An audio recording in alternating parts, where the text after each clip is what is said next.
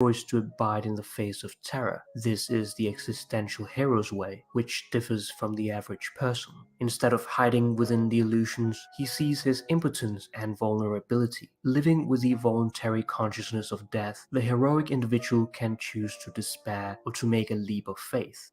Man cannot endure his own littleness unless he can translate it into meaningfulness on the highest possible level.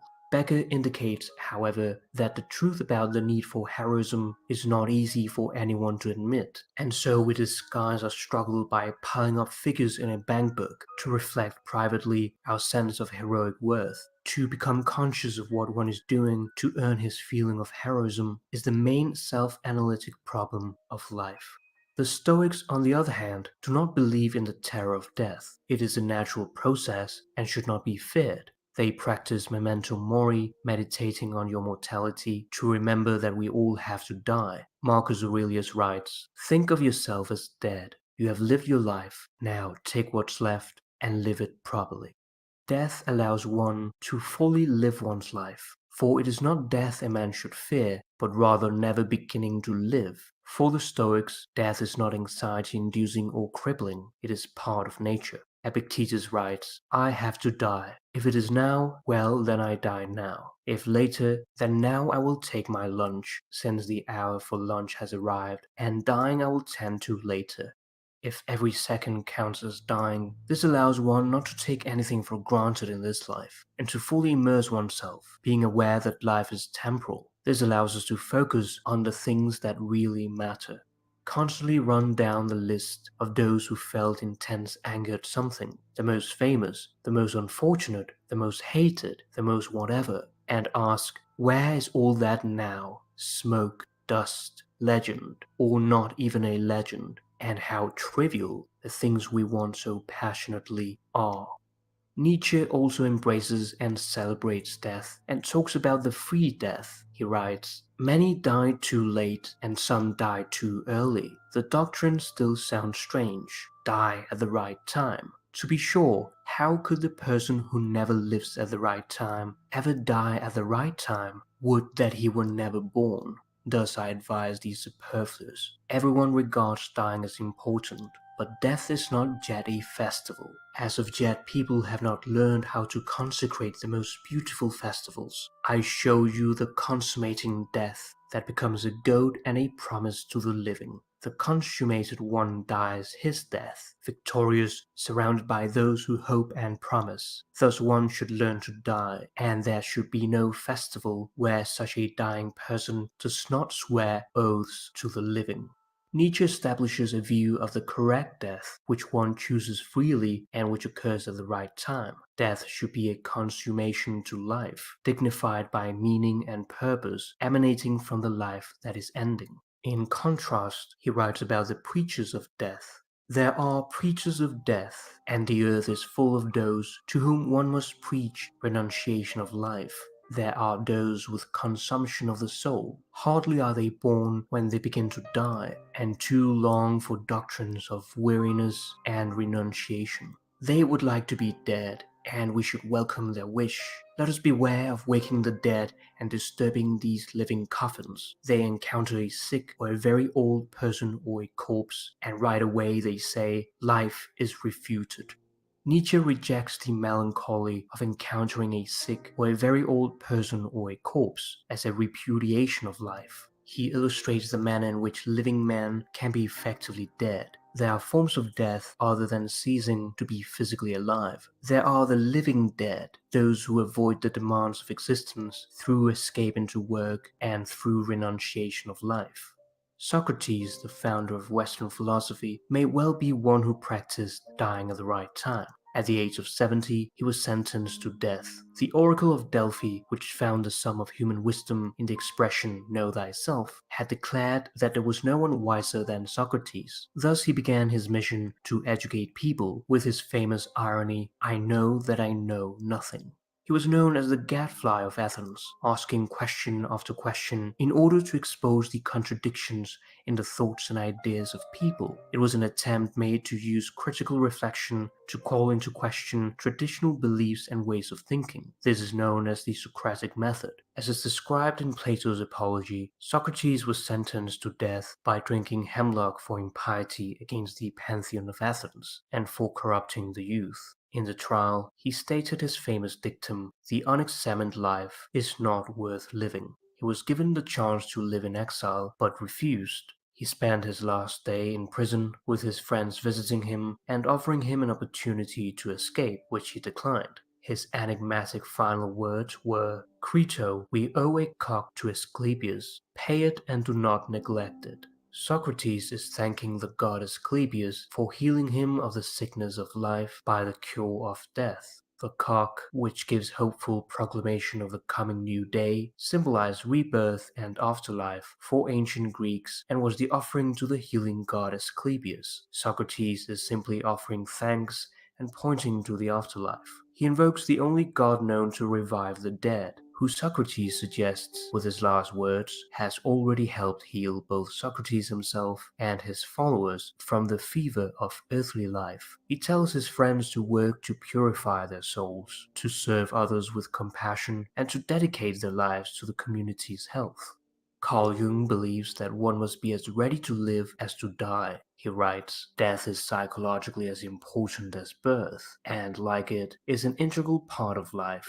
As a doctor, I make every effort to strengthen the belief in immortality, especially with older patients when such questions come threateningly close. For, seen in correct psychological perspective, death is not an end but a goal, and life's inclination towards death begins as soon as the meridian is passed." Jung's entire psychology is predicated on the existence of psychic oppositions in the human psyche. He stressed the need to hold the tension of opposites. Death is inevitable, and to think otherwise is to live in denial and to live against one's instincts. Jung criticizes contemporary culture in its one-sidedness about this pair of opposites. With our almost complete focus on life and denial of death, it tells us to prepare ourselves for the second half of our life. But how should we face death when we grow older? He writes, "Death is an important interest, especially to an aging person. A categorical question is being put to him, and he is under an obligation to answer it. To this end, he ought to have a myth about death, for reason shows him nothing but the dark pit into which he is descending. Myth, however, can conjure up other images for him, helpful and enriching pictures of life in the land of the dead. If he believes in them, or greets them with some measure of credence, he is being just as right or just as wrong as someone who does not believe in them. But while the man who despairs marches toward nothingness, the one who has placed his faith in the archetype follows the tracks of life and lives right into his death. Both, to be sure, remain in uncertainty, but the one lives against his instincts, the other with them. A myth is not something that we create rationally, but rather through observing our psychic life, through active imagination, dreams, intuitions, and synchronicities or meaningful coincidences. The lifelong process of individuation brings one's unconscious contents into consciousness, shifting the focus of the ego with the self. Jung recounts his visions that followed his near-death experience. As he hung on the edge of death, he saw himself high up in space and noticed a large granite block floating in space, which had a temple. As Jung approached the steps leading into the temple, he experienced a strange thing. I consisted of my own history, and I felt with great certainty this is what I am. This experience gave me a feeling of extreme poverty, but at the same time of great fullness. There was no longer anything I wanted or desired. I existed in an objective form. I was what I had been and lived. At first, the sense of annihilation predominated, or having been stripped or pillaged, but suddenly that became of no consequence. Everything seemed to be past. There was no longer any regret that something had dropped away or been taken away. On the contrary, I had everything that I was, and that was everything. As I approached the temple, I had the certainty that I was about to enter an illuminated room and would meet there all those people to whom I belong in reality. There I would at last understand what historical nexus I or my life fitted into. I would know why I had come into being and where my life was flowing. Jung then saw an image of his doctor telling him that he must return to Earth, and his vision ceased. Compared to the freedom he felt in his vision, living felt like a prison, back to the box system. By day, Jung was depressed. However, by night, he was swept up in ecstasy, within visions that gave him the experience of the odor of sanctity, an aroma of inexpressible sanctity in the room, whose manifestation was the Mysterium Conjunctionis. Jung's last major work was in fact called Mysterium Conjunctionis, completed in his 81st year, on the synthesis of the opposites in alchemy and psychology. He wrote, "Only with the Mysterium Conjunctionis was my psychology definitely situated in reality and was historically cemented as a whole. With this my task was finished, my work done and accomplished. The moment I achieved my goal, I accessed the most extreme limits of what was scientifically conceived for me, the transcendent, the essence of the archetype itself, beyond which it is no longer possible to express anything else in the scientific aspect."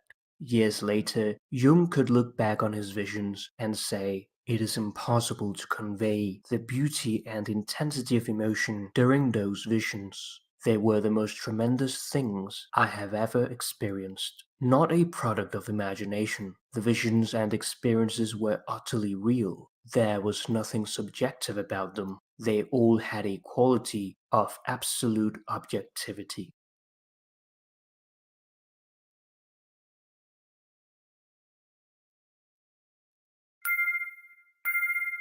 Paulie, why do you care so much about dying on this hill and fighting this battle of traveling freely? It goes, speak free, move free. If you're losing those two, you got nothing left. Fuck slaves. If you can't speak freely and move freely, you're a fucking prisoner. Don't you get that? The thing is it's not about the land you got. It's like the rights you got, the property you got, whatever extends off you. It's about getting, keeping, and having it in the sense of the status and jurisdiction, not in the sense of, the prideful, egotistical state of consciousness. So tell me all about how you're going to have $1,000 piece of land or a $10 million piece of land, but you really don't own it because you got to pay taxes on it. When are we going to address the law of the land versus statute, policy, and code? Hello? That's what brought us into this interaction, remember? They don't have a right, nor is it sound procedure, to possess or to try to take tribute from land that is supposed to be owned and controlled and at the whim of the man or the woman who's claiming such and has the documentation and record to prove it. This is absurd. So when are you folks going to activate your conviction in your mind and heart, first and foremost, and say, this is bizarre, this is incorrect behavior, I'm not interested what the code even says, I want to have a conversation with my servants, with my representatives. I want to know how this benefits me, and if it doesn't benefit me, it's a detriment to me. How could that be lawful? So when are folks going to take a stand? When are they going to put the proper status and jurisdiction on record? When are they going to make their claim?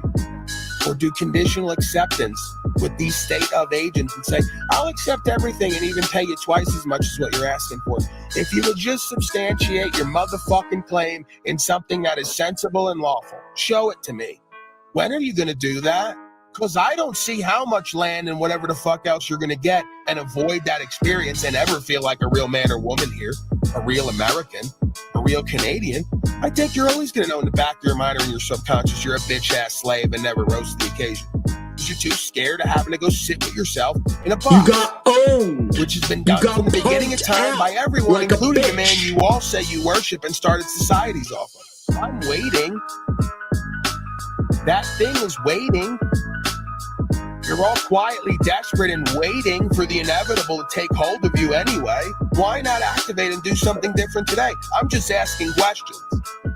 If you're tacitly agreeing with a presumption and assumption, and you're not rebutting it or asking for the delegation of authority and the facts of the matter, you're already pimped. Call it a day. Just go be a good fucking hoe and live the rest of your life from that venue and that status. I'm not mad at it. It only increases my value and rarity with the universal force and with the people. So go ahead, be a good pet, slave, submissive, broken hoe, and do what the fuck you're told to do. And hope that you die with enough representations of value to make you feel like a human fucking being. I'm down with it. You like it, I love it. Man, that guy's angry. We got Brian O'Shea already back there. We got Jackie Fox. We got Joshua. Greetings, Joshua. How are you?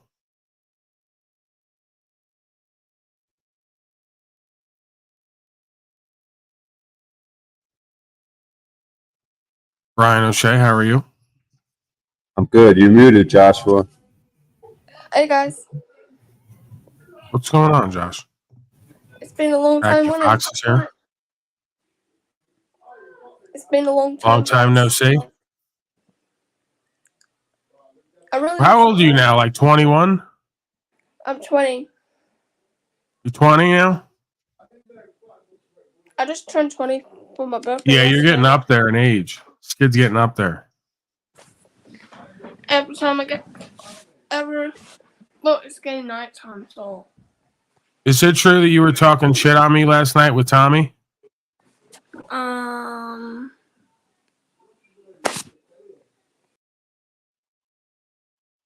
Okay. You know, it's fascinating, right? If that is true, if that's the case, I have no reason to believe that the Jeep girl creature is lying. Tommy has reached a new low. Like I'm sure many of them have, because, you know, I do my periods where I check in on the miscreants, find out, you know, how much they're fixating and obsessing over me. And then there's times where I just get back to like my life and what I'm doing, and I pay them no mind. But it wouldn't surprise me if Tommy and others have reached a new low of getting a hold of Joshua and attempting to get him to speak bad on me and diminish me and my character. Right? It really just again proves who and what you are and what you're about. So just keep doing it. I'm okay. I'm not mad at Joshua if he did that. Right? I've done nothing to Joshua. I've done nothing but offer him a platform and a place to speak. He knows that I care about him. He should know that. So why he would have anything to say bad? Probably he doesn't have a reason, right? He's a younger guy, but you know, Tommy being the snake that he is would compel a younger person to try to disparage someone just for their own, you know, personal pleasure and aggrandization. Your thoughts on any of that, Brian O'Shea, about the sick and twisted, constant division and dysfunctional tactics and desperation and clinging and clutching of folks onto me and my beingness? Yeah, you know, the one-on-one work, the raising of the dead, like this is the good work, the great work, you know. And people want to say, "Oh, that's a miracle. He like actually rose someone out of the grave." But it's like, I mean, isn't it the same exact work if people are like spiritually dead? Yeah, most folks look at life and they only see the physical manifestation. They don't see the meaning, the purpose, and the formality behind the incarnation and the manifestation, the illusion. So yeah, like when it talks about, you know, giving sight to the blind and you know, raising the dead to the living, it's probably metaphorical, right? As in, if you do facilitation with folks, kind of like the monks do, at a certain point, vision becomes more clear. You're more conscious and aware. You know how to respond.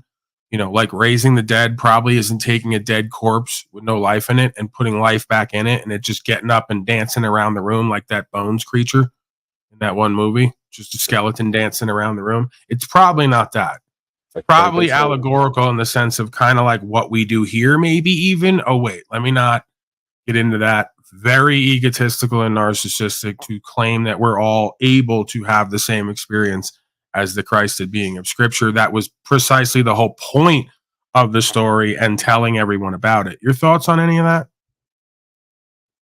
Yeah, then as we're doing the one-on-one work with Craven, you know, I start to try to get a commitment from him. All right, over the next 24 hours, because he does say he wants to homeschool. What's with your sound, bro? What's with your sound? Your leaf blown. It's Jackie Fox. What are we doing? Yeah, so, once I'm sort of, he's like, yes, I understand that it's a prison school. I would like to get him out. Blah, blah, blah. He's coming up with all these excuses about why he can't. Was that the same guy who told you he didn't care and also he was happy and that we were just thinking too much? Yeah, it was him and Aussie seem to have similarities in that regard. I can't.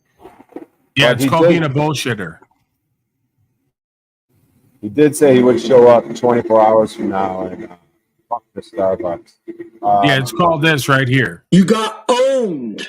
You got punked out like a bitch. And you don't want to acknowledge it. You don't want to admit it. That's what Satanism is. That's what Satanism is. All these folks got punked out, duped out, played out, they're hoed out, pimped out, and they just don't want to cop to it. It's just easier to say, well, I don't care, and hey, I'm happy, hey, I'm comfortable, I can go to Slave Mart and get some crisps. Your thoughts? Yeah, then he says, okay, I'll make a commitment that 24 hours from now, I'm going to come back with accountability of my progress towards getting my children into homeschooling. But we'll see, you know what I mean? But regardless, it motivated me because it's like, okay, well, what can I do over the next 24 hours? I could go to that garden plot. We're having a garden meeting in a couple of days. I got shit I could do with my car. Like, I have a million things I could do to make incremental progress towards what I'm trying to get done. So through talking to him about his progress, it's motivating and inspiring me. So either way, if he does it or not, as long as I show up tomorrow with some sort of progress, then I'm on the right path, and and then we go back to the one-on-ones with other people, because it's not so much with these other people, like, oh, I'm going to help these other people. And they'll say, oh, Brian O'Shea, why are you being egotistical and narcissistic and judgmental? You're just a piss-drinking hobo. You don't have any power and influence in this realm. They'll say the same thing to me, minus the piss drinking, right? If I'm going to drink my urine, I'm probably not going to tell anyone about it. I'm just being real. But I don't, right? And that's the diminishing, right? That's the capitis diminutio maxima. The system does that, so people in and of the system try to do that. They try to diminish your influence, your power, and your capacity. And you just have to remind yourself, no, that's not the case. I have firsthand evidence and facts and experience that I can go into venues and speak truth and call folks back to the truth that we should be living and inspire people to do and be better. And then that motivates me to do and be better. See, that's a feedback loop process of ministry and bearing witness and testimony. I would know and you would know on some level. So you can't explain to somebody an experience they haven't had. And even more scary, you can't show somebody an experience that they should feel and understand and embody and have them accept it for what it is. They always think there's got to be something else going on here. And it's like, no, some folks actually want what's real and true. Some folks actually care. Some folks actually are open to connecting with the Most High and receiving the blessings and grace, not only of understanding and self-knowledge, but value in various forms. God forbid. So that's the good news, I would think. Go ahead. Yeah, and then Flow State shows up. When's the last time you washed your hair? We got Aussie. How much education do you have? Like they're the demons in the background as I'm like laser focused on. Okay, I need a commitment for you to show up tomorrow. You got all this like background noise. Right. They're like, oh, no, stay with us. Do what we do, which is nothing. Believe in nothing. Be nothing. Just gossip and drama and fight. You can get money off that. It's exactly what they are. It's the closest thing to, if you had to characterize it, a spiritual dynamic of demonic or demonically possessed entities who seek to get you off your track and off your course and to make you feel like you don't have any power and any influence. So, again, this is why you could say whatever you want about me. It's not that I don't have that in me as well. I just am aware of it, and I'm going to use it like a mask. There's times where I'm going to put on the fuck stain mask, right? Not don't use the term you use. We use the moniker here, right? If you have to mention them, because I've been ignoring these folks. I don't know if you've noticed.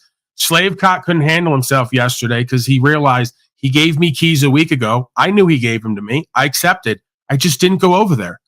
I'm so, again, in my lane, focused on me, going to get land, other things in life, sticking to my 3 hours, healing my body, right? You know, one of these women is gonna send me a new machine, like Wizard now. We're doing the Wizard, right? USC 123, your shit's also mine. I'm quoting that. I'm taking that right from Wizard. So now they're going to get me. No shades about to crack up. They're going to get me the fucking machine. I didn't ask for that. I was going to get it myself. I just doubted it because everyone online is reviewing and saying, all the right frequencies work. It works. Wizard apparently seems to get results with that and other things. Who knows? I don't want to believe he was lying about the whole thing. I believe he was sick. I really, again, nothing would surprise me. I've been a low-life scumbag at one point, and I'd lie about anything at one point. So when people lie and they get caught with me, I'm not surprised. But I want to believe and give the benefit of the doubt as much as possible. He was sick. He's gotten results. So, the woman Lee said, I'm going to send you one of these machines, and I'm going to try it out, see what the energies and frequencies do, if anything. And then if nothing else, I get to have that experience and report on it. I might do certain videos related about that energy and frequencies and my trial and error, and what the results are, if any. But yeah, man, I'm so focused on me and doing and being whatever me is, and kind of creating whatever's going to extend off of me in this life and healing my physical vessel that I have almost no extra time, energy, attention to focus on these people. And that's what drives them crazy.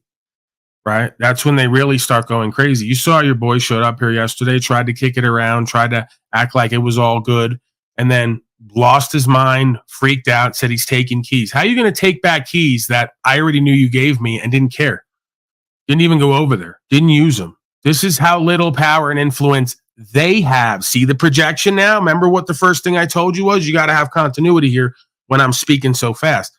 The first thing I told you was they're going to try to convince you have no power and influence and no content.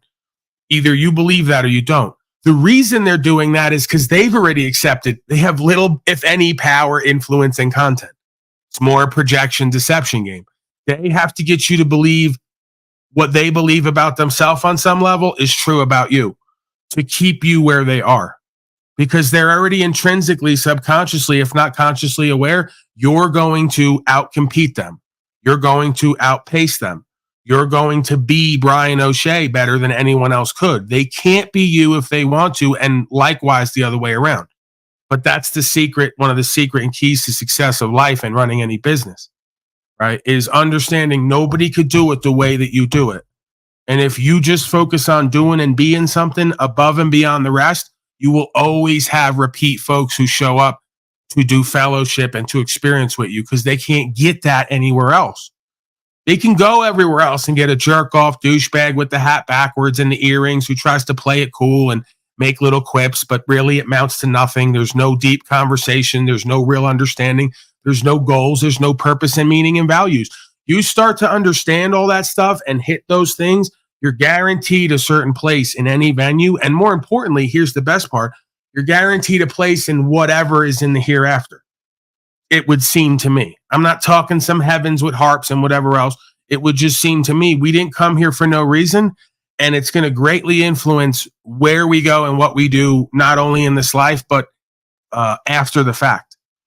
Right? I mean, there's a good bit of sentiment or sensibility there that life doesn't begin or end at conception or incarnation, right? There's something before, during, and after whatever this experience of life and death, which are linked together.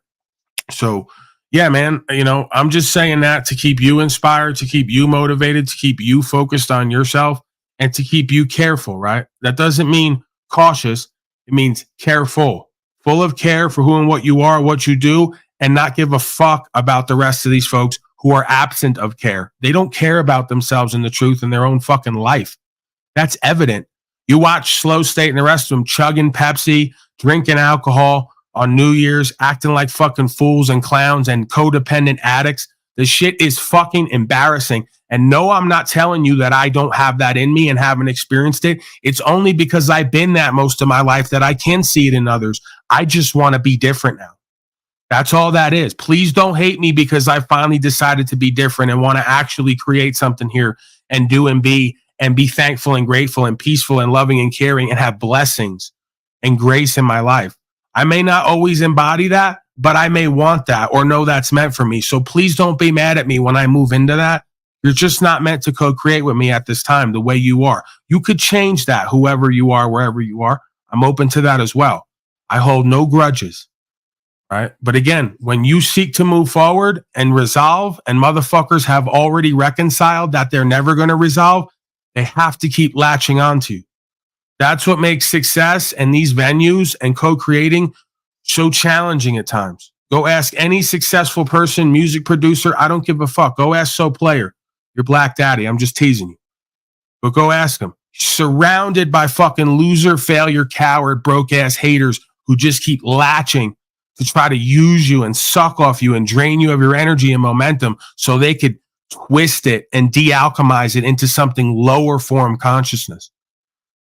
You don't want, you could see it, Brian O'Shea. I know you can, bro. I know you've been part of whatever this is going on here. I know at times too, you do the thing of like respecting me to so much high of a regard that it may blow back on you and me, but whatever. At the end of the day, as long as I'm not misleading myself and misleading you, if I have something that you admire and you acquire it and you and I and everyone are better off for it, then that's a good thing for me.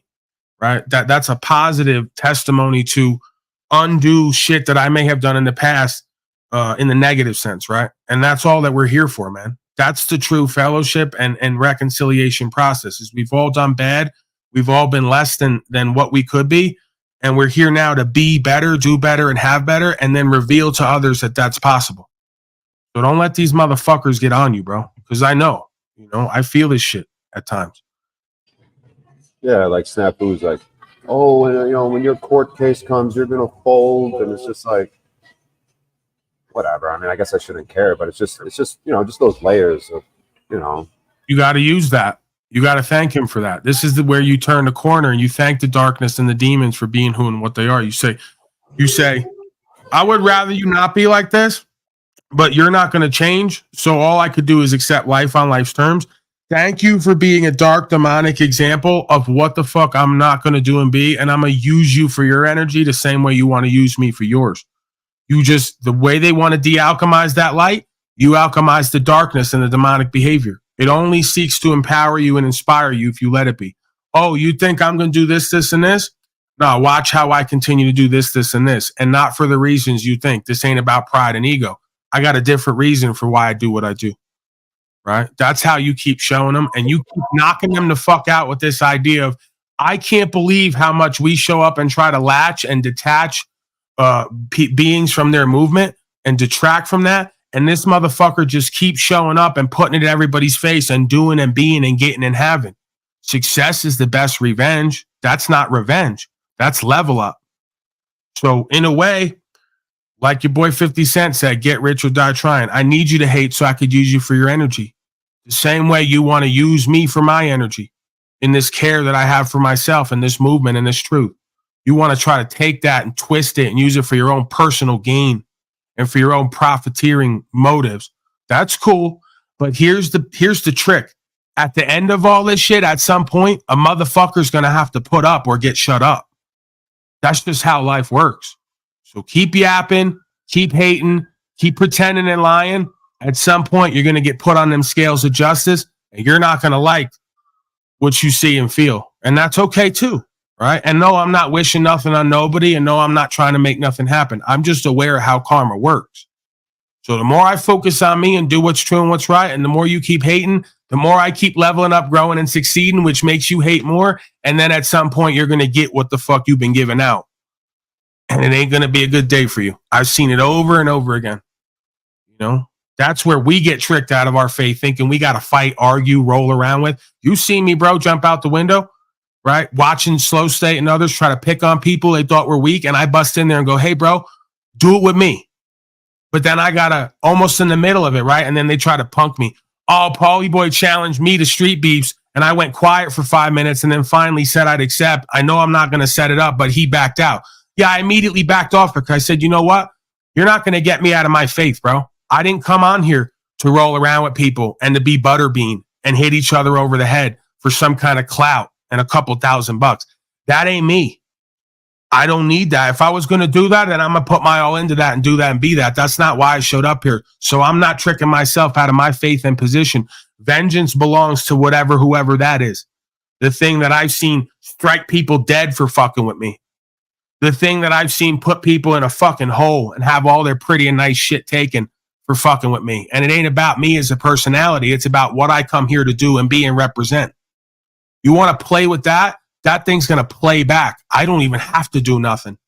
That's a different level of control over self that leads to empowerment and inspiration and faith, where you don't have to become like the thing you're trying to say you don't want to be like, that you're saying is not honorable and faithful, right? So I leave that shit to them. I leave the fighting, the rolling around, the trying to harm other people and take them down. I leave that shit to them as much as possible. That's their game. My game is faith in doing what's true and what's right, surrendering the rest, and watching how God moves. That's it. Yeah, it's like these people. I tell them, "Oh, I got arrested recently." Oh, you failed. I mean, there could be some truth to that. They drag me into court. I get locked up. Like, how is that failing, bro? No. That's where you win. That's where you this is the thing. They're going to tell you you're losing, ha, ha, ha, like me when they posted a bunch of videos of me, the ones I posted, and then laughed over them. I go, you guys only have the shit that I gave you. You think you're going to hurt me with it? I won. The day that I went out the second, third, and fourth time and traveled freely and kept getting arrested and let out, every time I do it again and it happens again and I walk out, I win. I don't lose. I win back not only my dignity, my power to choose, and my ability to go past my fear. I won so big, the rest of the slaves don't even know it. They couldn't even understand what it's like to win all that shit back they've never experienced. Go past your fears, not be a coward, not do what the fuck you're told. Use God's will that's put into you and your conscience to make a choice. What? You must be crazy. No, motherfucker, I'm free. And you can't be truly free without love. And you can't be truly loving without freedom.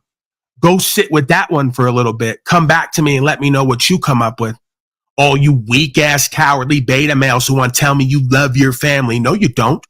It's not possible for you to love your family if you don't love yourself and the truth and your land and the law of the land and your freedom and personal choice and love yourself on every level. You don't even know what that is, what that looks like and feels like. I do now. And I'm not giving it up for anybody or anything. That's integrity. You also can't be a true man and truly love if you don't have integrity, principles, values, and morals. And the majority of you don't have that. What you do is based on what the fuck they tell you to do in life. What you do is based on how you feel about shit in life. That's not a man. That's not even a woman. That's a bitch. That's a hoe. Yes, they are different. There's women, there's bitches, and there's hoes. You figure out the difference, because I'm tired of talking about this shit here. To be honest with you, most of this shit goes right over these motherfuckers' heads. They just don't know themselves, and they're not willing to know themselves. They want to know the world and everything in it and what it has to offer them. Right, because we want to put like pass, fail on everything. And it's like, okay, what if, with that first interaction where I got arrested recently, what if I would have just gotten let go for some reason? I wouldn't have been able to experience the level up that came from that. So in like those people's eyes, I'd have been like, oh, it worked. Whatever the fuck they just did, he didn't have to give ID, and it worked, But just like if I get dragged into court and they put me in jail, oh, he failed. But once again, it'll probably be another level up, because I'm probably, hopefully, I don't even like that word hope, but like, through faith, I won't do what the Castro did, which is a complete clown fucking idiot. So right, but we walk by faith, not by sight. It wasn't Castro getting the 180 that made him a clown. It was everything in between. It's calling yourself a fucking scholar when you're the antithesis of that. It's selling trifolds and information when you can't create remedy and resolution, which is fraud. Okay? It's running around town like you got big bad balls and a big nutsack, dragging your nuts across these cops' faces metaphorically. And when it's time to hit the fucking central booking and talk at court, you're whining and crying like a bitch. There's no crying in baseball and there's no crying in activism, motherfucker. You want to cry? You cry on your fucking pillow in back. You don't get on the phone and whine and cry to the world. They got nothing to offer you at this point. This is a you journey. It's a you problem that requires a you solution. It ain't coming from the rest of us. The same thing applies to me. You think I do what the fuck I do, ever expecting to even hear from the outside world again? We live in two different realms of dedication. That's just all it is. We live in two different realms of dedication and faith. Because I'm so dedicated and faithful, I scare me at times. I scare the ones closest to me. Not because of what I'm going to do to myself or them, but because of what I'm not going to do because you put fear onto me. They can't believe that my whole life hasn't been from day one run by fears of consequences. No, I'm not as afraid of what you're all going to do to me as I am afraid of the judgment I'm going to incur by listening to you devilish infidels, because you're misleaders and deceivers. See, all this thing asked, like the scripture said, is you fear God equal or as much as you fear the rest of your peers and their consequences to you. I don't give a fuck. First of all, I don't have any peers in this realm if you ain't serving truth and God. You ain't my peers.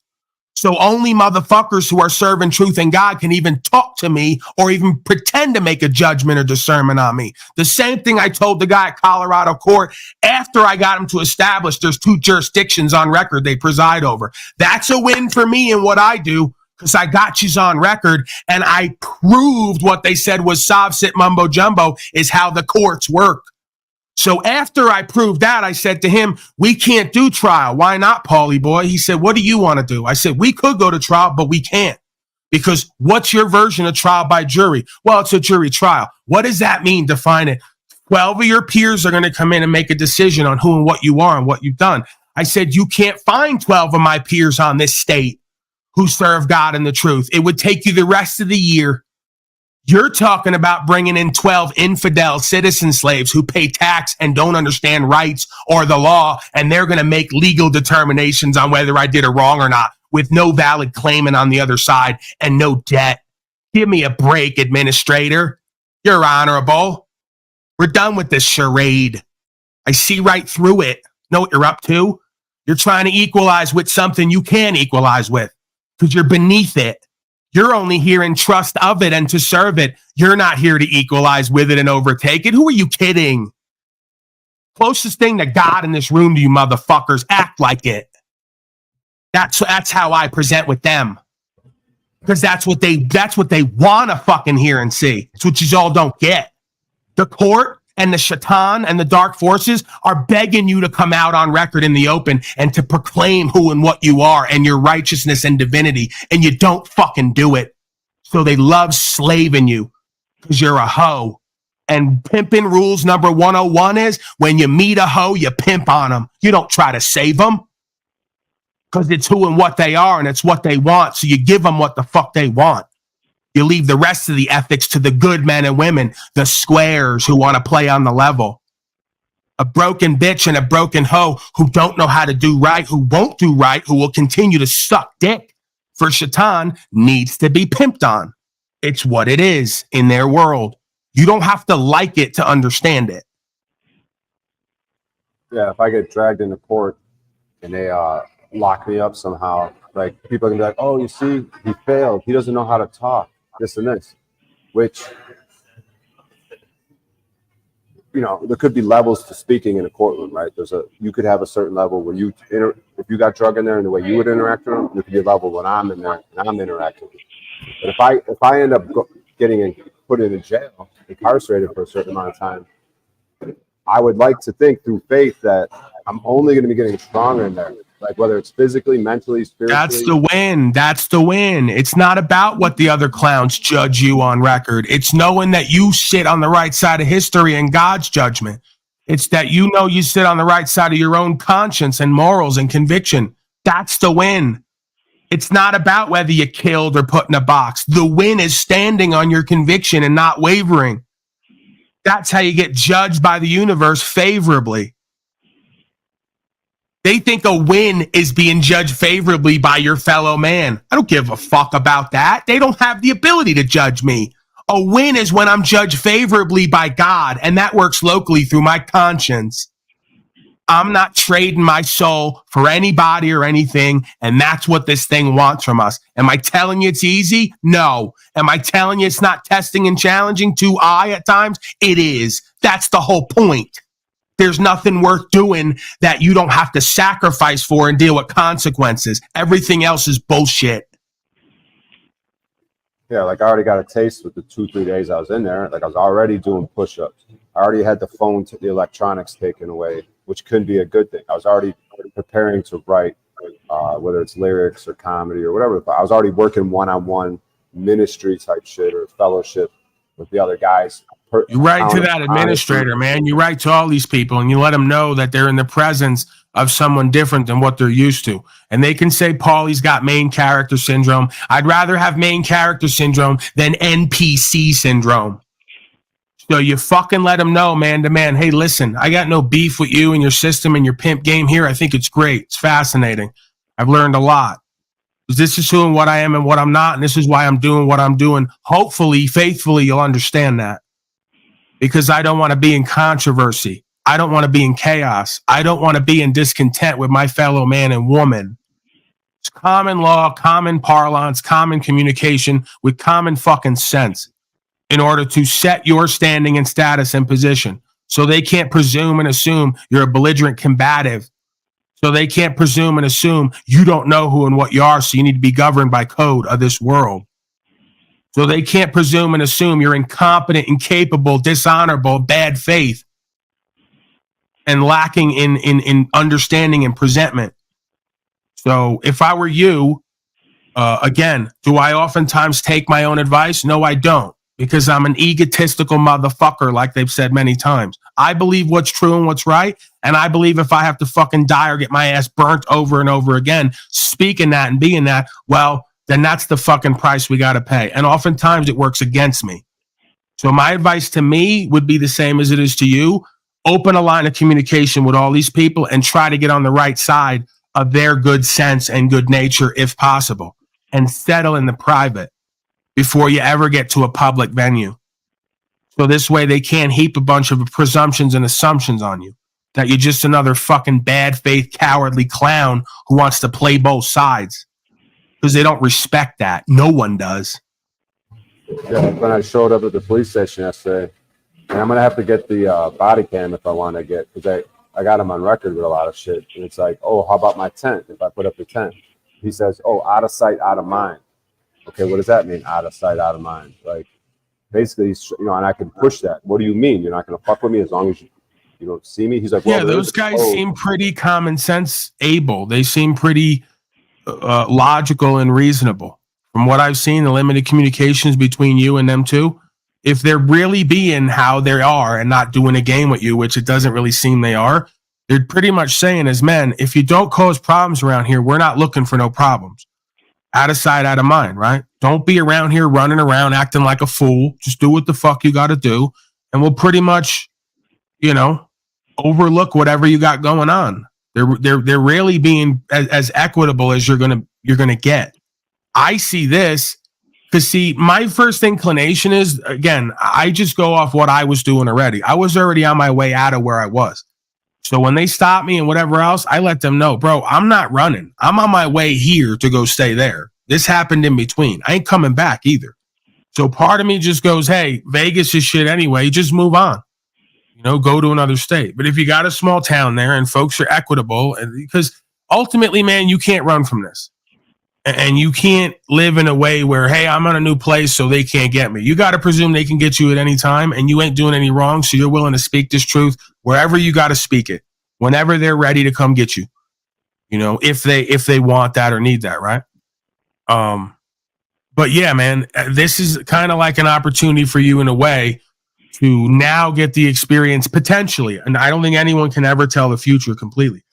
But this mesquite place is potentially an opportunity for you to actually prove what they just tried to disprove on the other spot. Because if these cops are equitable and they're being common sense able and they're not looking for problems with you, you might be able to travel freely around there and they're really not going to have an issue with it. Because they know, like I know, ultimately a man is a man. If you're responsible and accountable and you're not breaching the peace, they're really not supposed to be involved in your life. you know? So that might still exist there. You might have a great opportunity. I don't know. It remains to be seen. But you're not going to get much of a better rapport than what you got with those two gentlemen, right? There's places I've gone where I've given them notice and they tell me flat out, listen, jerk off, if we see you riding at all around here without everything we say you're supposed to have, we're going to slave you. And we're going to take it almost as an offense that we told you ahead of time and you didn't listen. So the fact that they're like, yeah, we'll wave to you. Yeah, we really don't care. Yeah, the tent, whatever, out of sight, out of mind. You got potentially a golden opportunity here to work in trust and equity, you know? And yeah, the more you show up and don't annoy them, but you make yourself known and seen, and they interact with you, the more you just become Brian O'Shea, right? You're no longer this wacky sob shit who's up to something. Yeah, so yesterday, I guess it gave me the courage. You know, I put the tent up.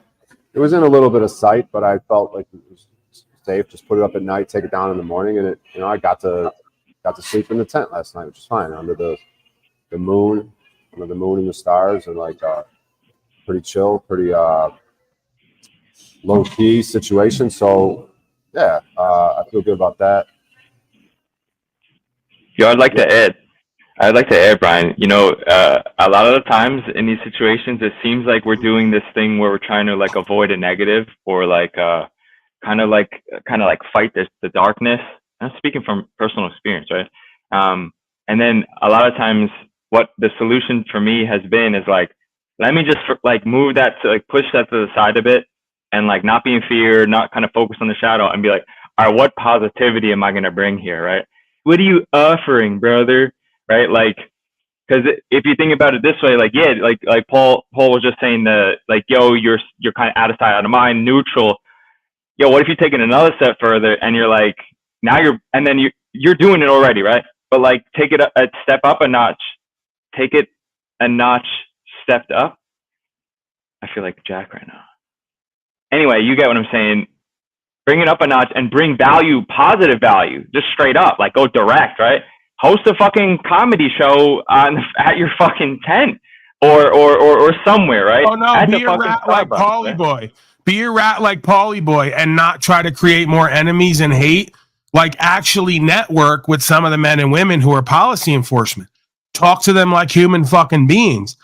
Show them that you're equitous, right? You think I'm doing a bit non bit when I say show up with donuts and coffee. Why the fuck wouldn't you, bro? You want their ear? You want them to like give you respect and listen to you? Show up with some offerings the same way you would to a house party. You don't show up empty-handed. Yeah. You say, who the fuck is this jerk off? You show up with something, they're willing to listen. They're willing to look at you a little bit. Hey, that's how life works, man. Sometimes you got to play the game. Is it really a game if it's no game? If you start caring about motherfuckers, even folks who you see as enemies to you at times, you're going to get a different result in yourself and in life, is what I've learned.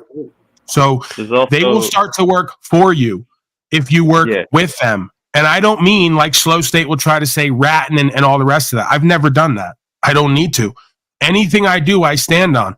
I do what I do waiting for the day that I go to jail to prove I'm not going to rat and fold. That's how I live, right? That's just a different ethic.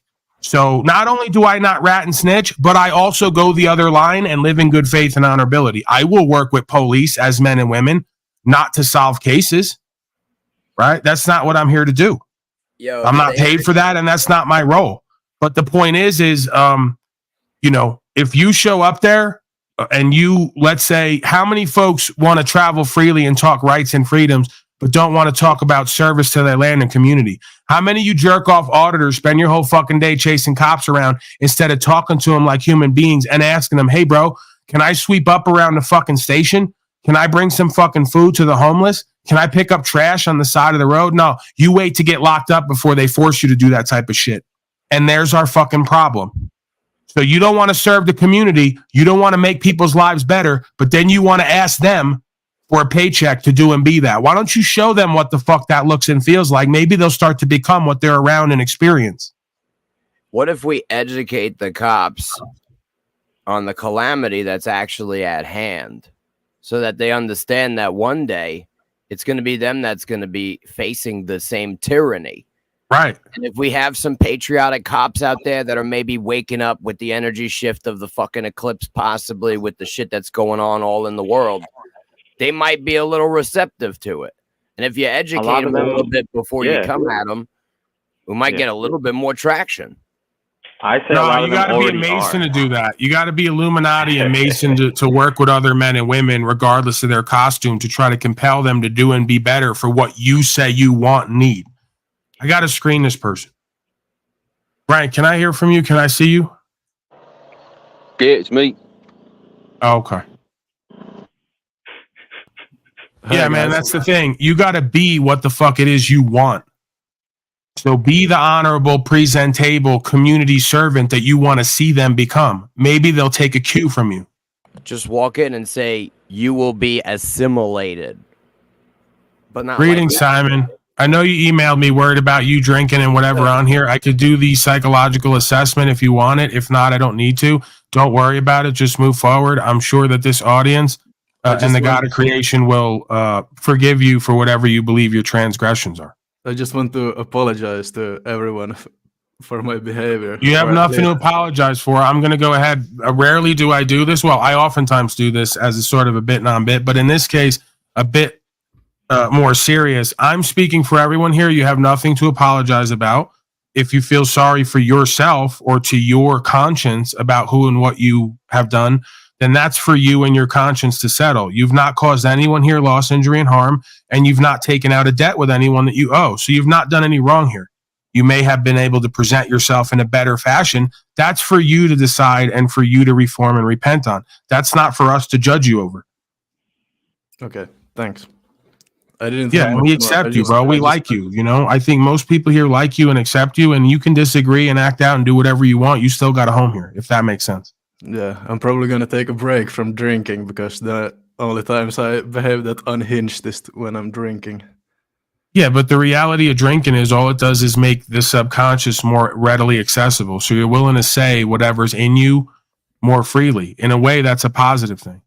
If you can open up your subconscious and let it all flow out and then look back at yourself, you can learn a lot about yourself and where you may be missing opportunities in yourself and in life to do and be and have better, right? So it can be a tool if you let it be. Yeah, true. But that's all I wanted to say. So peace out. Have a nice evening. All right, Simon.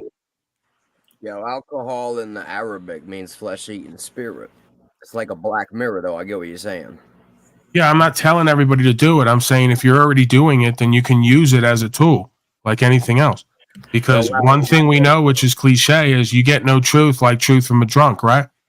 You know, there's different ways of saying it, but when somebody's drunk, they tend to come out with whatever the fuck's inside of them. Well, that's a great way to look at yourself and reverse engineer who and what you are and then change that potentially.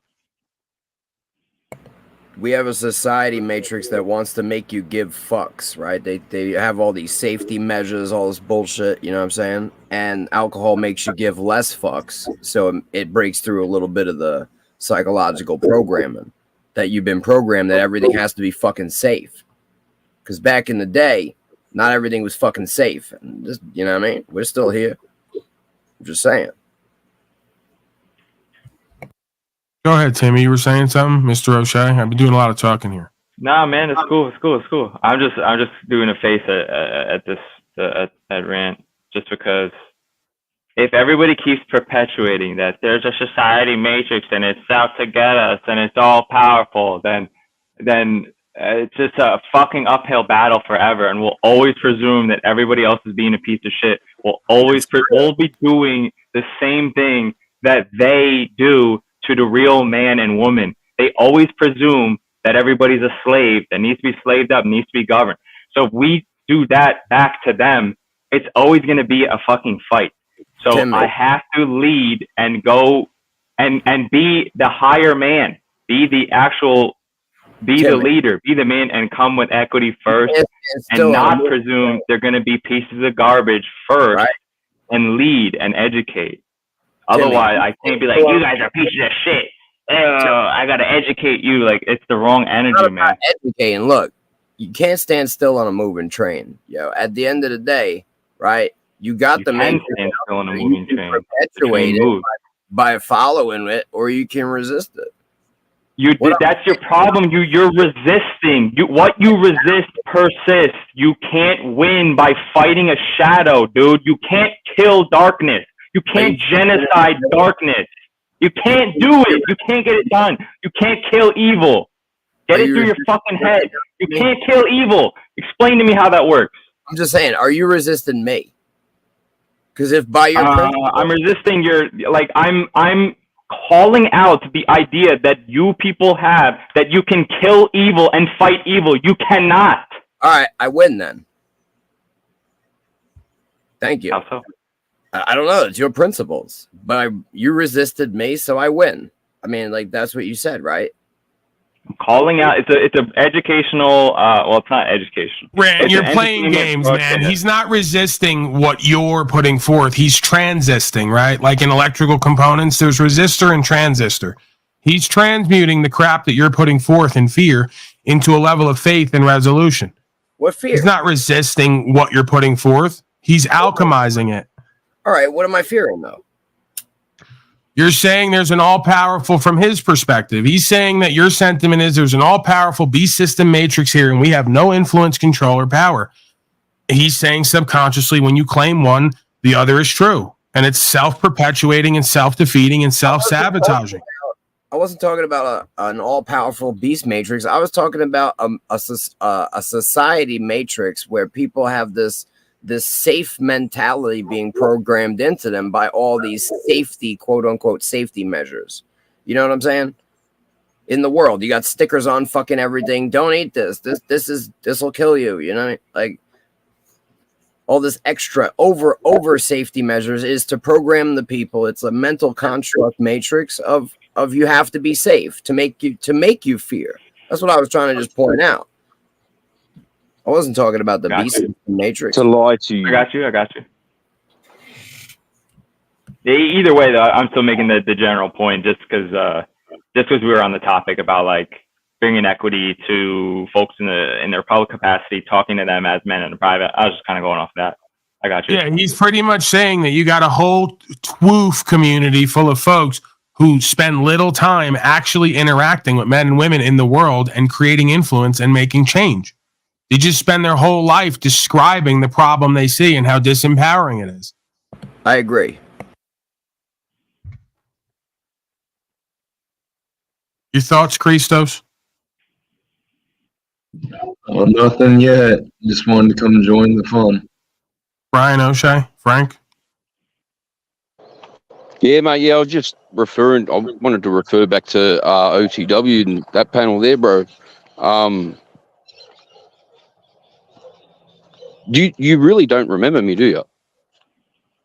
I don't know what this thing is of not remembering you. Like, unless folks appear here regularly over the course of time, I have, varied memories of folks' interaction with me. But no, I don't remember the explicit details of every interaction that I have because most of them tend to blend together. They're very similar in a lot of the same ways, right? They tend to be rooted in the same state of consciousness.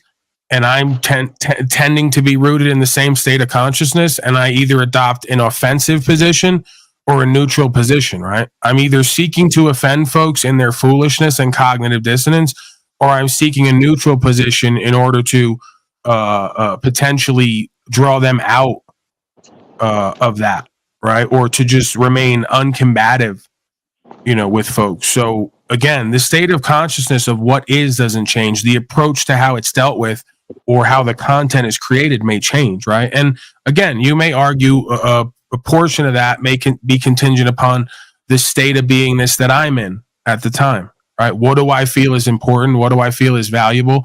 What am I tired of hearing over and over again without the other conversations coming into play? So yeah, I mean, it's a bit of objectivity. It's a bit of subjectivity. That's fair enough. Yeah, oftentimes in what I do, I remember people off of the virtue of who and what they are and their character. That just comes natural. But I don't seek to remember people in order to be endeared to them. I find oftentimes in this work, it's better to not play favorites.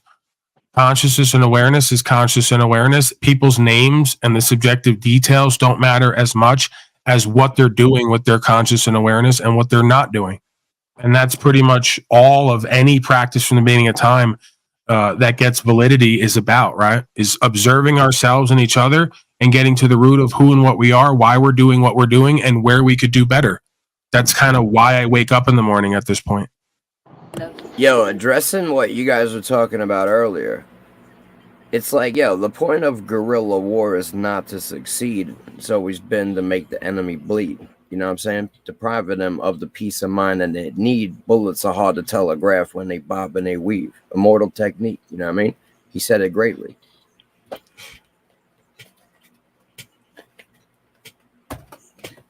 You know what I mean?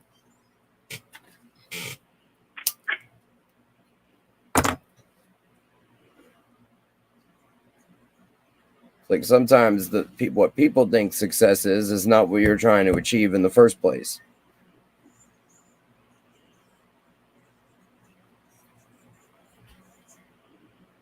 You know what I mean? You can keep saying, you know what I mean, but I know what you mean, and I don't agree, because some of us have a bigger purpose or resolution here than just revolution, which is just fighting for the sake of fighting. Well, I appreciate your, breaking the silence. That's why I was saying that, you know what I mean? There was an awkward uncomfortable with silence?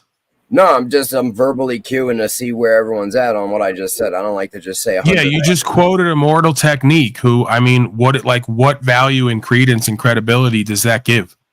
Immortal Technique is a rapper. He's not living any of his truth as far as I know. I'm not saying the lyrics specifically. Just another clown figurehead puppet, if you want to get down to it. I'm living more of Immortal Technique's music than he is. If you would listen for a second, bro, what I'm trying to say is that Immortal Technique said something that can relate to the same thing. I heard what you said that he said, and I don't agree. Fighting for the sake of fighting. It doesn't get us anywhere. It's been happening from the beginning of time. There has to be some remedy and resolution outside of a good and evil, right and wrong, enemy and pursuer dynamic. There has to be some remedy and resolution in consciousness that allows you to do what's true and what's right and not remain at war within yourself and without. I feel like you're missing the point of what I'm trying to say, and you're just saying, you know what I mean? Like, I'm not. You said the other day, Jesus Christ is King of Kings. So are you quoting him and being like him, or are you quoting Immortal Technique and being like him? We got to pick one here. If you're going to idol worship, pick one. I was trying to correlate Immortal Technique, right? What he's saying there to what we're experiencing, what you're experiencing, and Brian will say but I don't have enemies in this realm, and I'm not doing guerrilla warfare, so I don't know what you're speaking of. It's not actual blood and guns warfare, but you got to understand that when you stand in the truth, this is an act of warfare against the system. They see it as warfare when you stand in your rights, right? Not necessarily. I mean, you're talking about the system as if it's some monolithic thing. It's a collection of men and women acting as something. And not all of them do the same things all the time. What happens, like you just said, when they identify you spiritually, when you know what I mean? They know you're the enemy. Right, but you perceive that as a war. I perceive that as tests and challenges. You don't put on record who and what we are. You don't see a spiritual war playing out in this earth and this world? You could argue that it's a competition that looks like war because the consequence at times is being harmed to your life.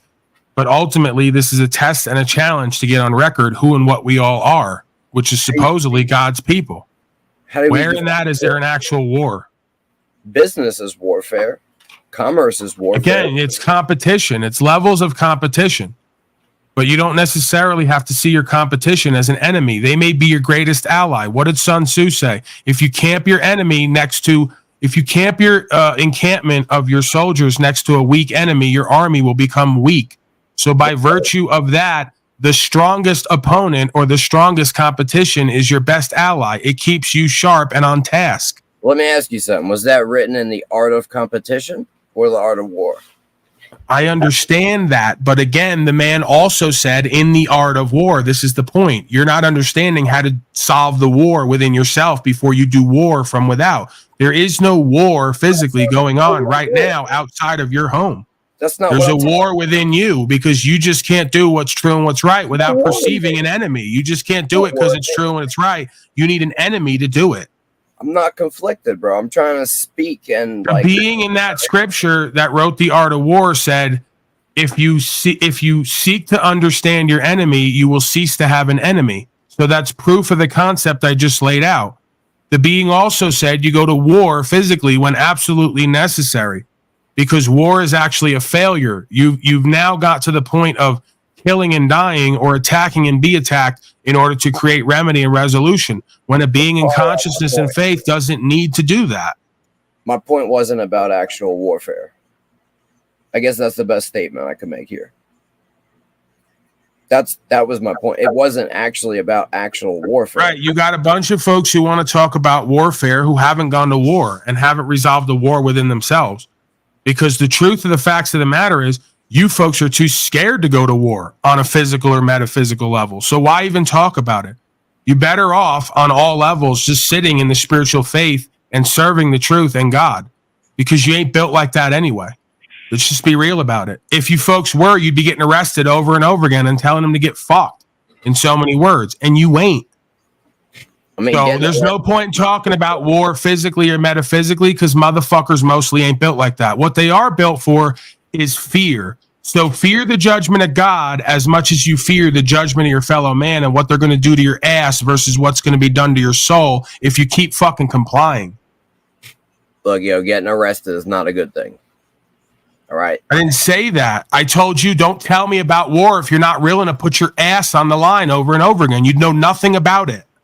I mean, is that a direct statement to me or a general I'm statement? saying it's a direct statement to whoever it applies to. If you're being honorable and honest with yourself, you'll know whether it's you or not. I don't have to tell you about you. You would know better about you than me, I would hope.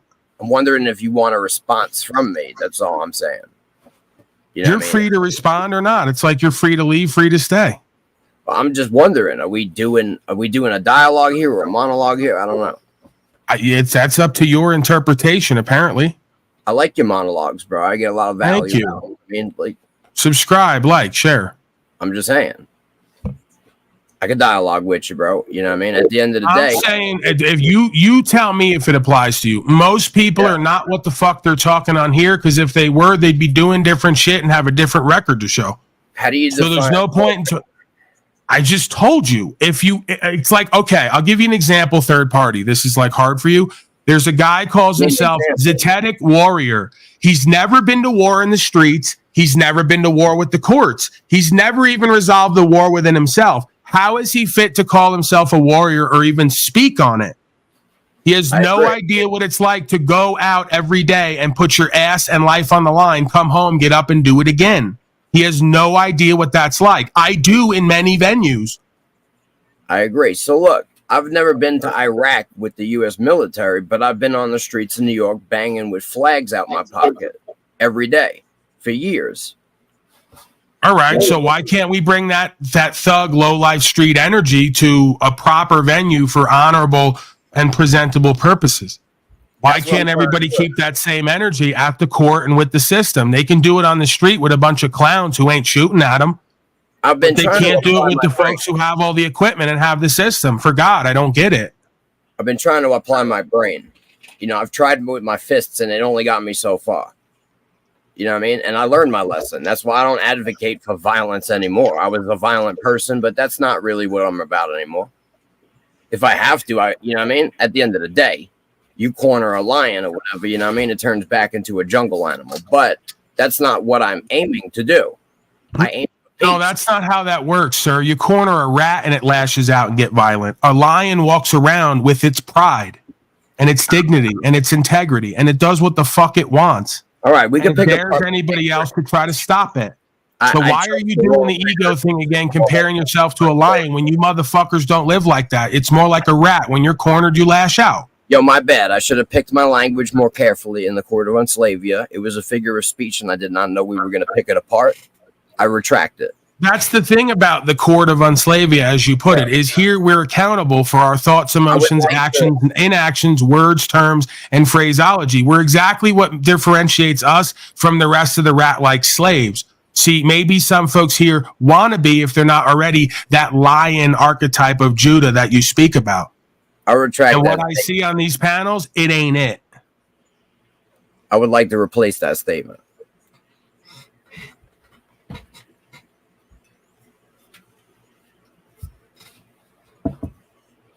You know what I'm saying? Instead of if you corner a lion, basically, if I have to, I will. I'm not going to seek violence. That's a better statement.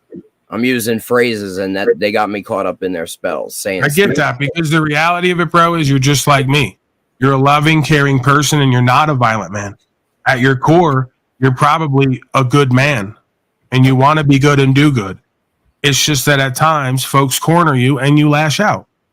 We get animalistic, right? But a being of conscience and consciousness does not live that way for himself, first and foremost. It's not that he's not capable of it. He may be better than a lot of them at it. There's always someone better than you. That's where the pride goes before the fall, right? I agree. And if you can't accept when you're wrong, then you can't grow. Let's continue the animal analogy anyways. I see the policy, all these public fools as hyenas. They're just like a bunch of hyenas, man. They ain't fucking lions. You kidding? They're only pack animals. These folks never stand alone. They got to pull you over with fucking 2 cars and at least 4 of them if they even whiff, you know, that you're not a mouse, right? They operate like insects, right? They communicate with little antennas. They hide in little shells, right? They're fucking insects. Yeah, yo. So for folks out there that have thoughts about me, when I get pissed off because I see a lot of you guys as you guys should be lions. Like there's lions inside of you, but you act like fucking little mouse, like little mice. So that's what I'm pissed off about.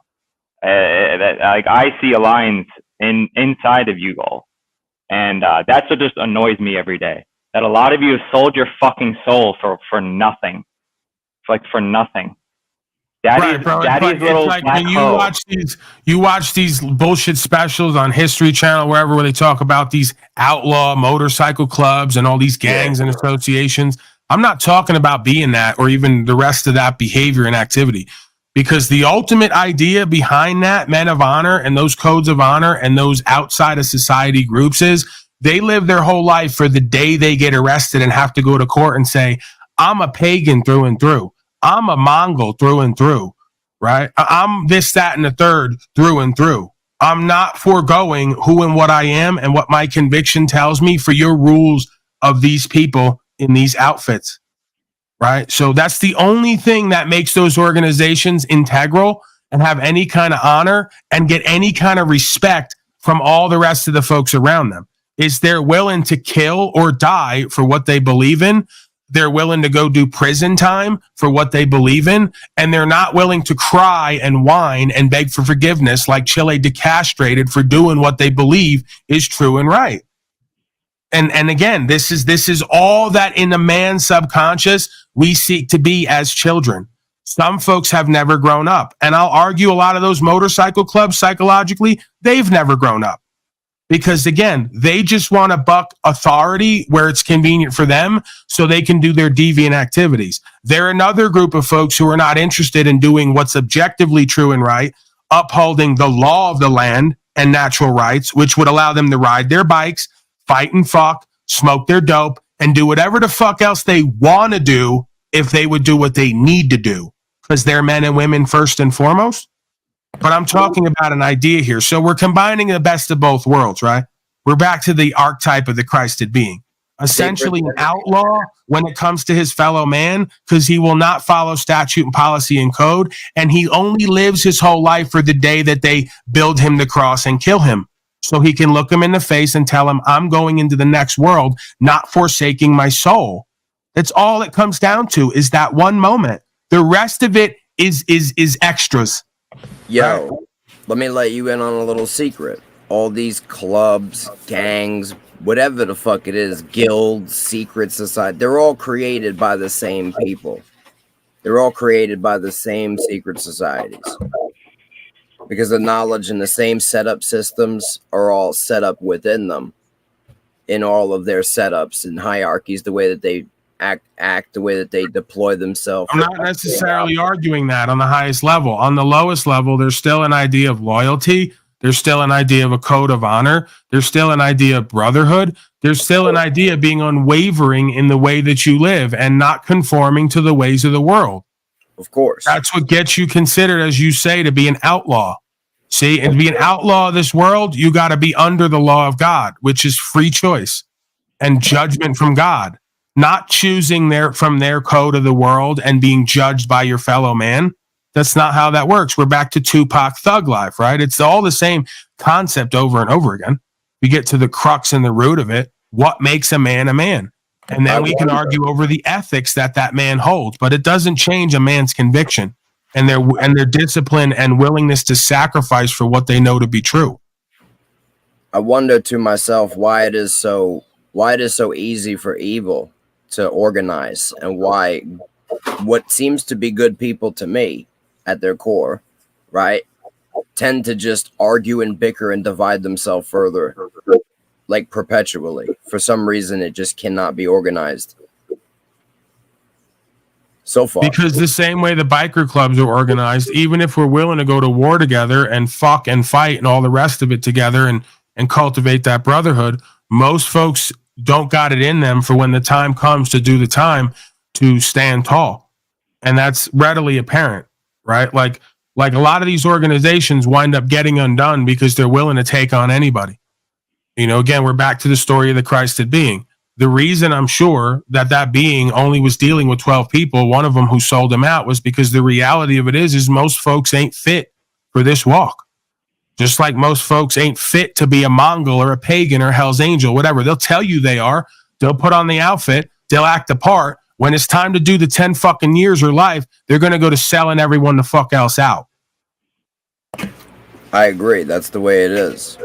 And the crazy thing is, most of these organizations want big numbers, so they accept people that are kind of questionable that they themselves aren't even too sure of, even through strict vetting processes. Right. That's why the best club is no club, because like I say, the circle is so small, it's me and the spirit. You have to live that way. There might come a time where all of your supposed brothers forsake you to save their own ass. What are you going to do then? I agree. Right?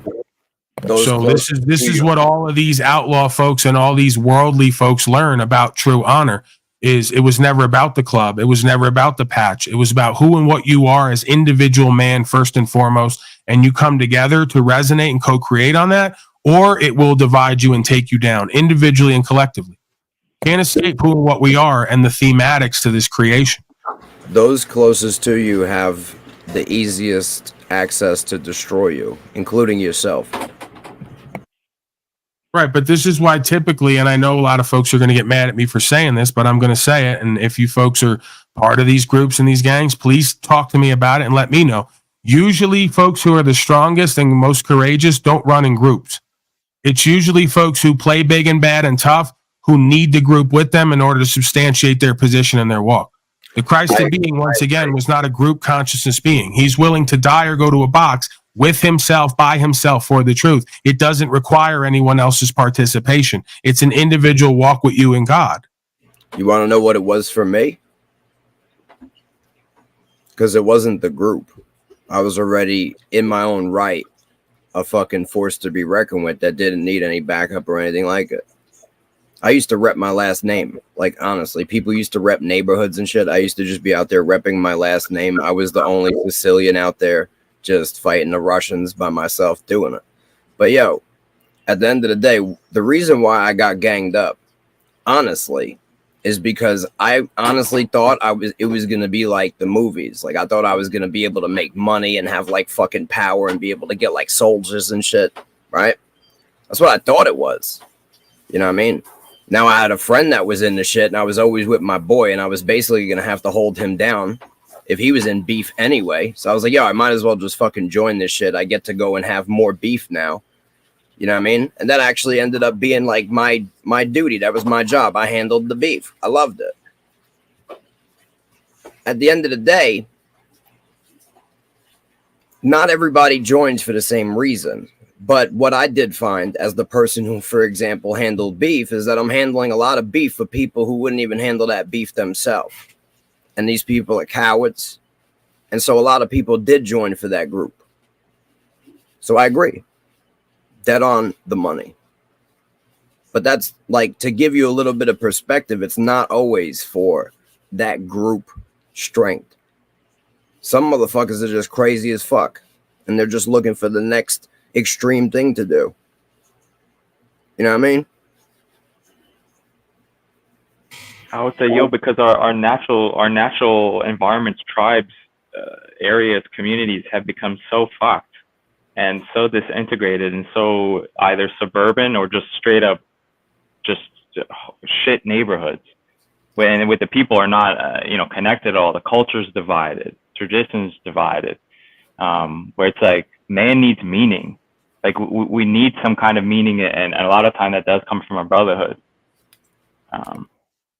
And you don't get it from the bullshit corporate world, right? So it is an advantage to have an instant family when you don't really have like a family that you could fall back on because they've rejected you because you don't match their fucking template of what a person is or should be. Bro, how many times have we heard the fucking story from some military slave that gets on here, and I fucking call them out immediately and go, dude, admit now that you shouldn't have fucking been there. You shouldn't have went in mercenary, license to kill fucking random innocent people. And unless they fucking submit and admit that they were a dumbass immediately, like they're out. But the ones that do admit it, every time they go, well, I was just a kid, I had nowhere to go, and I was lost, I didn't have a papa, or I had a military slave papa. Either way, but yeah, they're just broken. Break them down to rebuild them up. Same fucking thing over and over. Sometimes it don't work. What do you mean? Sometimes they break you down, they rebuild you, and then you just keep building. It just keeps going. And then you essentially become like a monster that can't be controlled any longer. It's an issue. Yeah, and then that's got to be like used for good somehow, right? And that's the tough part. That's the idea, bro. That's the hardest part to me. Agreed.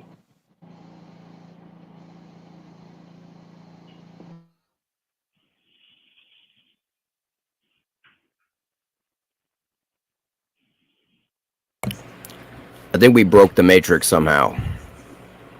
It's broken. I documented it.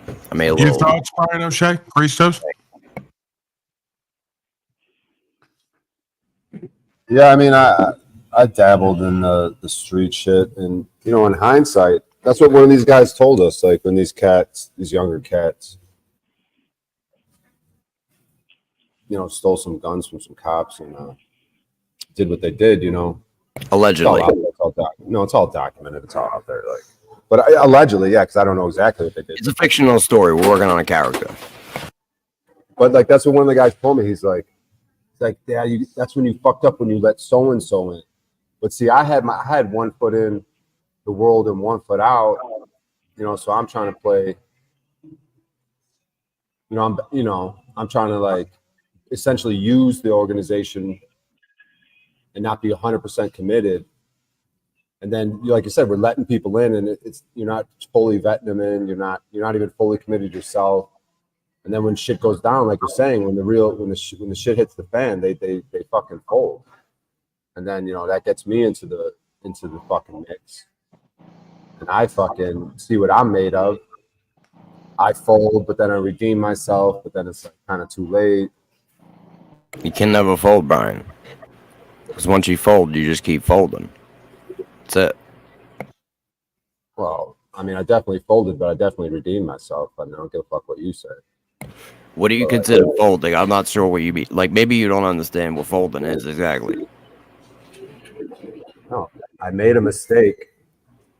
I fucking was dishonorable on the record, but then later on I came back and corrected the record and tried to course correct the mistake as best I could, be accountable, and so it was a whole fucked up situation of what was the folding exactly?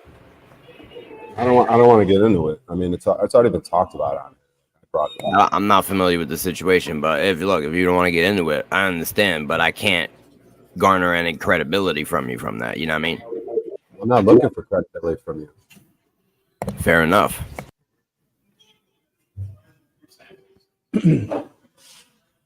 But I understand that concept of through that experience of letting people, like, getting numbers and not really, like you said, like we're talking about vetting people and understanding what they are. Yeah, and like what Paul was saying, it's more than just whatever fucking flag we were repping. It's an individual journey for all of us. I understand coming from a broken home and looking at these, not having a father and looking at these other men in the street, looking for like fatherly influences and a sort of family. I understand all that. I went through all that shit. I only had a father. It was a weird situation. It was like the inverse of like not having a father. I only had a father. It's the fucking craziest shit. Yeah, we had guys in our group that had fathers and shit. I don't know. My mom might actually be an incarnate of the devil. She's born on June 6th, 1966, okay? Just remember that.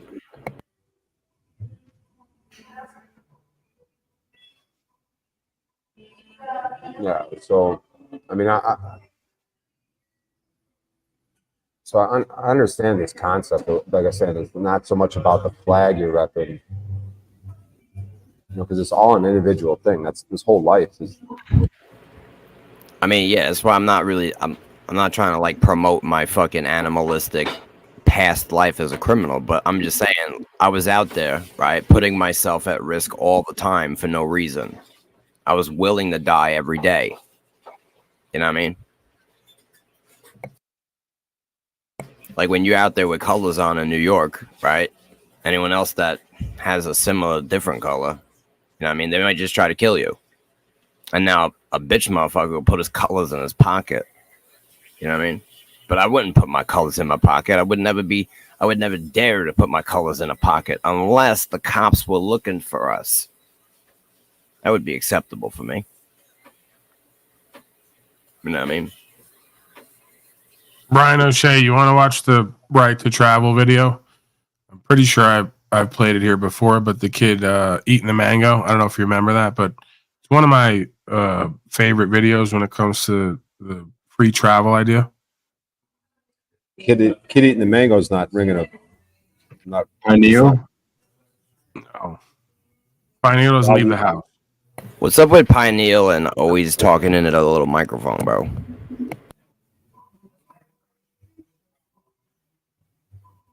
I think this guy Frank is Don't worry awesome. about it. OTWs. I might be crazy, but I know this weird shit. Yeah, you're the guy from OTWs earlier today, right? Yeah, that's right. Yep. Yeah, Aussie. He's trying to say he was super tired over there, and here he is 3 hours later. Yeah, because it's morning, man. So tired. It's morning here, bro. Oh, you're just waiting. He's got his crank on now. He's got his coffee. He's ready to go. No, I'm good. Where you from, bro? Australia. Australia, what part? I got friends in Australia. Very nice. My friends are straight bogans, dog. What's up? Bogans. Straight bogans. Paul, you wanted to watch the video you were saying? Yeah, Right to Travel. I don't. The mango thing's not ringing a bell, but I'm down to watch it. Yeah, go This for is it. how your interaction should have went, Brian O'Shea.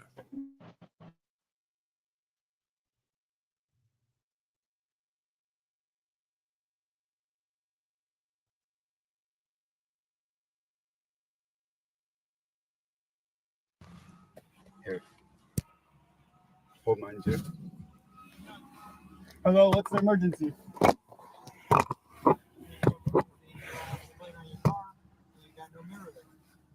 Oh, yeah. You have a driver's license? No, I don't. I'm just traveling. I just learned the law actually recently that if you're traveling that you don't need a plate or your ID. It's only when you're participating in commerce that you need to drive. But here. Do you have any ID at all with you? Here. I don't understand that rule. I've never heard of it. Oh, I actually printed out because I was blown away. I was shocked. I'm fascinated too. If I could see it, that'd be great. Well, it's because the DMV works with the government, I think, Right? and they don't tell anyone because they're making a lot of money off of us. Okay, the Constitution doesn't apply to you. Is that correct? I don't answer any questions about that. without counsel, but I just printed out and I was blown away. My people I was talking to, they said, yeah, if you're just traveling from point A to point B, you don't need to pay for your tag or your DMV fees or any of that. Okay. Here, I have some more paperwork if you want. Yeah, let's see. I got to get these. You have a law that says you don't have to have a mirror right here. I got this. I got this household good in this condition, and I plan to get a mirror. I was actually just on the auto parts website talking to them. Actually, as you pull this over. But yeah, you can go through that. Take your time. I have nowhere really to go right now, and I would love to. I would love to get your feedback on this because I'm very interested too. So. Okay. You have a birthday? I don't answer any questions. I'm just traveling, sir. I'm just trying to go to where I need to go. But you can take your time. I'll turn off the car and put it in park.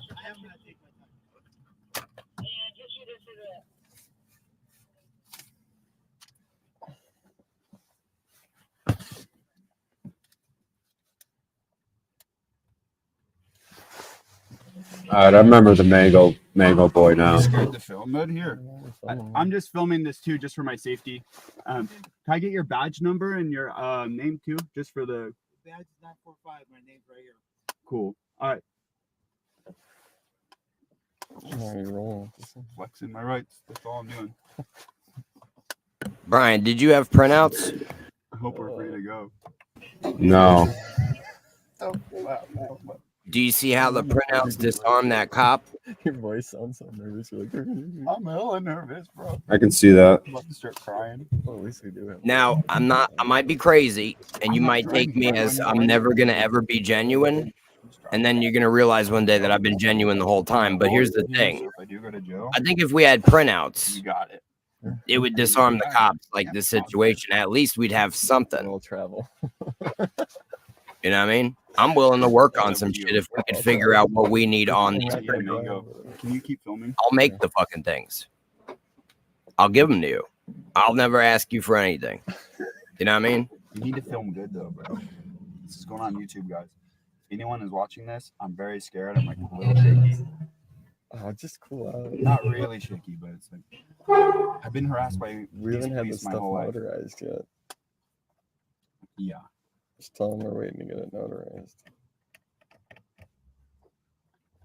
I'm just traveling. That's just to help him, those papers. He's just waiting for people like us. I have a puppy on the back of my neck. But my VIN was showing, so he'll probably let us go because he's gonna Starts peeling a fucking mango. could cover it. Right? Bro, how did these two guys giggling about a puppy getaway? I don't have my papers. Like, I don't like it had to be the printout. You show it to them on the paper because these guys ain't doing nothing special. These guys are fucking retarded.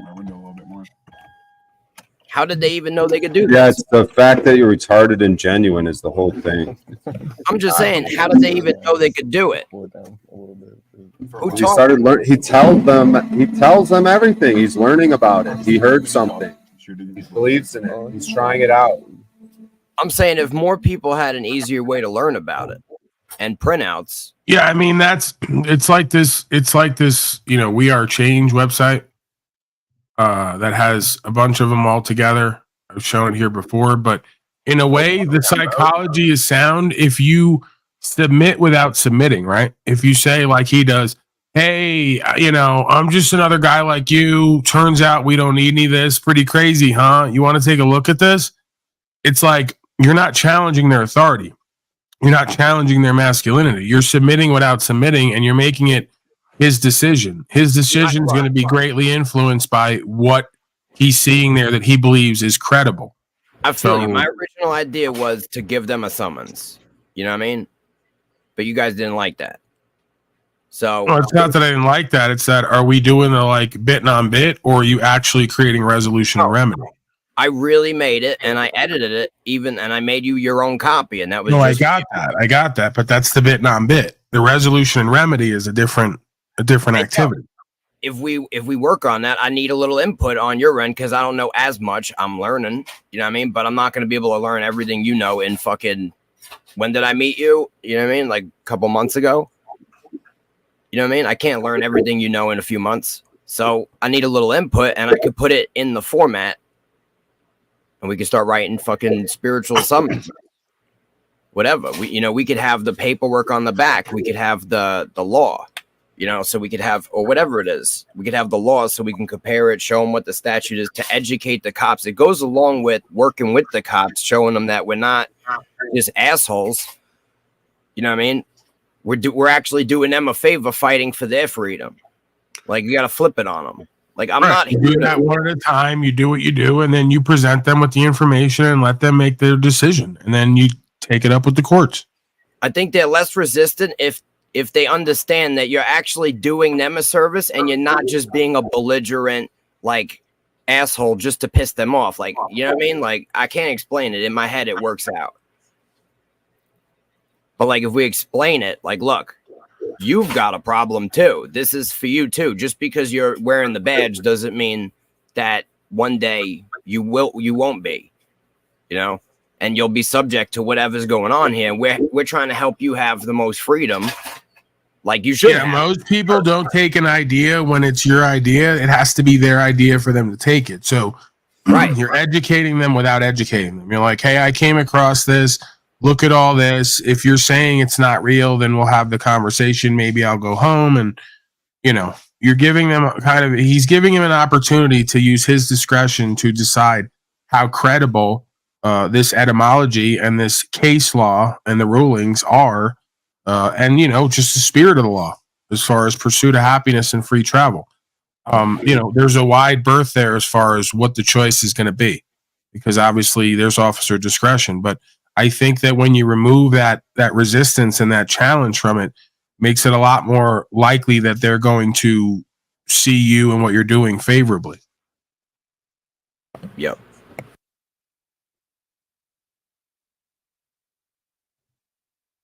So yeah, bro, going forward, I mean, just let me know. We can fucking put together the thing.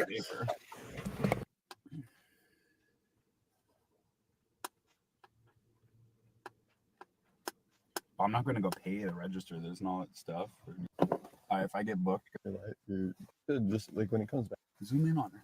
Isn't it interesting? Oh, I hate the smell of tampons and garbage cans. What? All right, get him on film. All right, roll down your window a little bit. You got it. It's broken. Roll it down. Did you read those? I didn't read the whole thing. I can't read that fast. Isn't it interesting? I'm learning the law and I'm just abiding by law. Okay. I'm from Oregon and Washington originally. Have you ever been in weed? Yeah. Okay. Yeah, my name's on there. All right. But Can I call you Joel? Yeah, of course. Okay. I just learned about these laws recently, and I plan to get plates saying traveler for my vehicles I travel in, and for the vehicle I have that I participate in commerce, I'll get a license plate for that. Okay. But I have to also go get these notarized. I just learned about this law. Like, I just learned about it, and I was blown away that I've been paying all my money to the DMV for no reason. Even you don't have to have a license plate when you're traveling to pick up your kids, but you're going to have a sheriff pulling you over. You're going to have a cop pulling you over to ask you. Right. You might get tased or a window blown out, but if we don't stand up, well, because you don't give them you don't have any ID. Okay. But you don't have to give anyone ID if there's no. What kind of conversation have you and I had? A lovely conversation. I'm enjoying your company. Okay. Do I appear to be ready to tase you? Oh no. I'm just saying it could happen. It could. If you had too many Red Bulls this morning. Real quick? Yes. I don't like Red Bulls. I was actually just talking to my son last night about Red Bulls. I don't think I should get it. Yeah, I seen you and I'm like, oh my God, here we go. You and I disagree on which laws we all need to follow, but I have no reason. You want to grab those for me? I have mango hands. I appreciate you. Is there mango? Yes, you want one? No. We just went to the fruit wholesale. I'm trying to detox and go fruitarian. All right. I'm doing the vegan thing, the raw vegan. I appreciate you sticking to your oath, and you were sworn into the oath, and I am too. As living here as a being. We have different views. Of course. That's all I can say. I'm not. You're not a bad person, obviously. There's no victim here. Right. We have different views, and you respect my view. I'll respect your view. You're on your way. I'm honored. I'm blessed to live in this country. I just got back from Southeast Asia. I'm so happy to be here.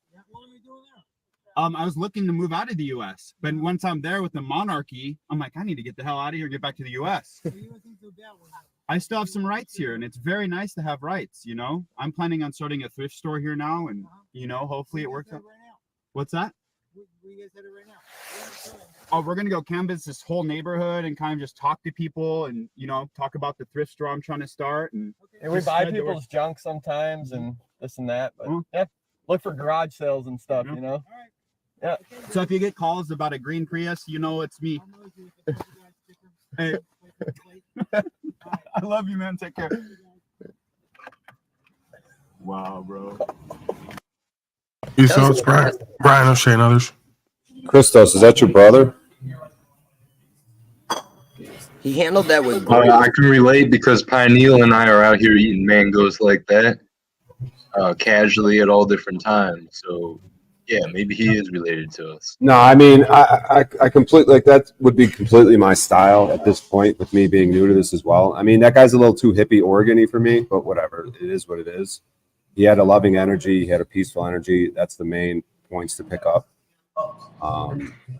You know, I agree with what Rand was saying too there, but go ahead. Maybe instead of a mango, you eat like a protein bar real slowly. I've got one objective. I think he done one thing wrong, and that was right at the end. He was too considerate towards the cop for pulling him over. Says the guy who gave us a bunch of crap this morning. I think he was thankful that the cop acknowledged his rights. I mean, I don't want to be combative with you, Frank. I mean, whatever. If you want to bring a different energy, I mean, you want to point something out, I don't want to discount it. No. I wasn't going to go through no questions again. I've been put through them before. Simple as that. Yeah. I mean, what did you say? He did what? What did he do at the end there? He was too thankful and grateful for the cop being part of probably the best interaction he's going to have all year.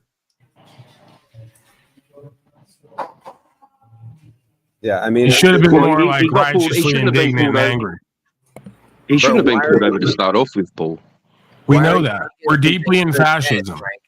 So you can complain about what shouldn't have happened, or you can be thankful and grateful for what did happen. Sitting here being mad at the guy, bro, for being thankful at the end. Like, what's wrong with you, bro? Jesus warned people about people like you. He said, be careful of those who make good bad and bad good, Frank.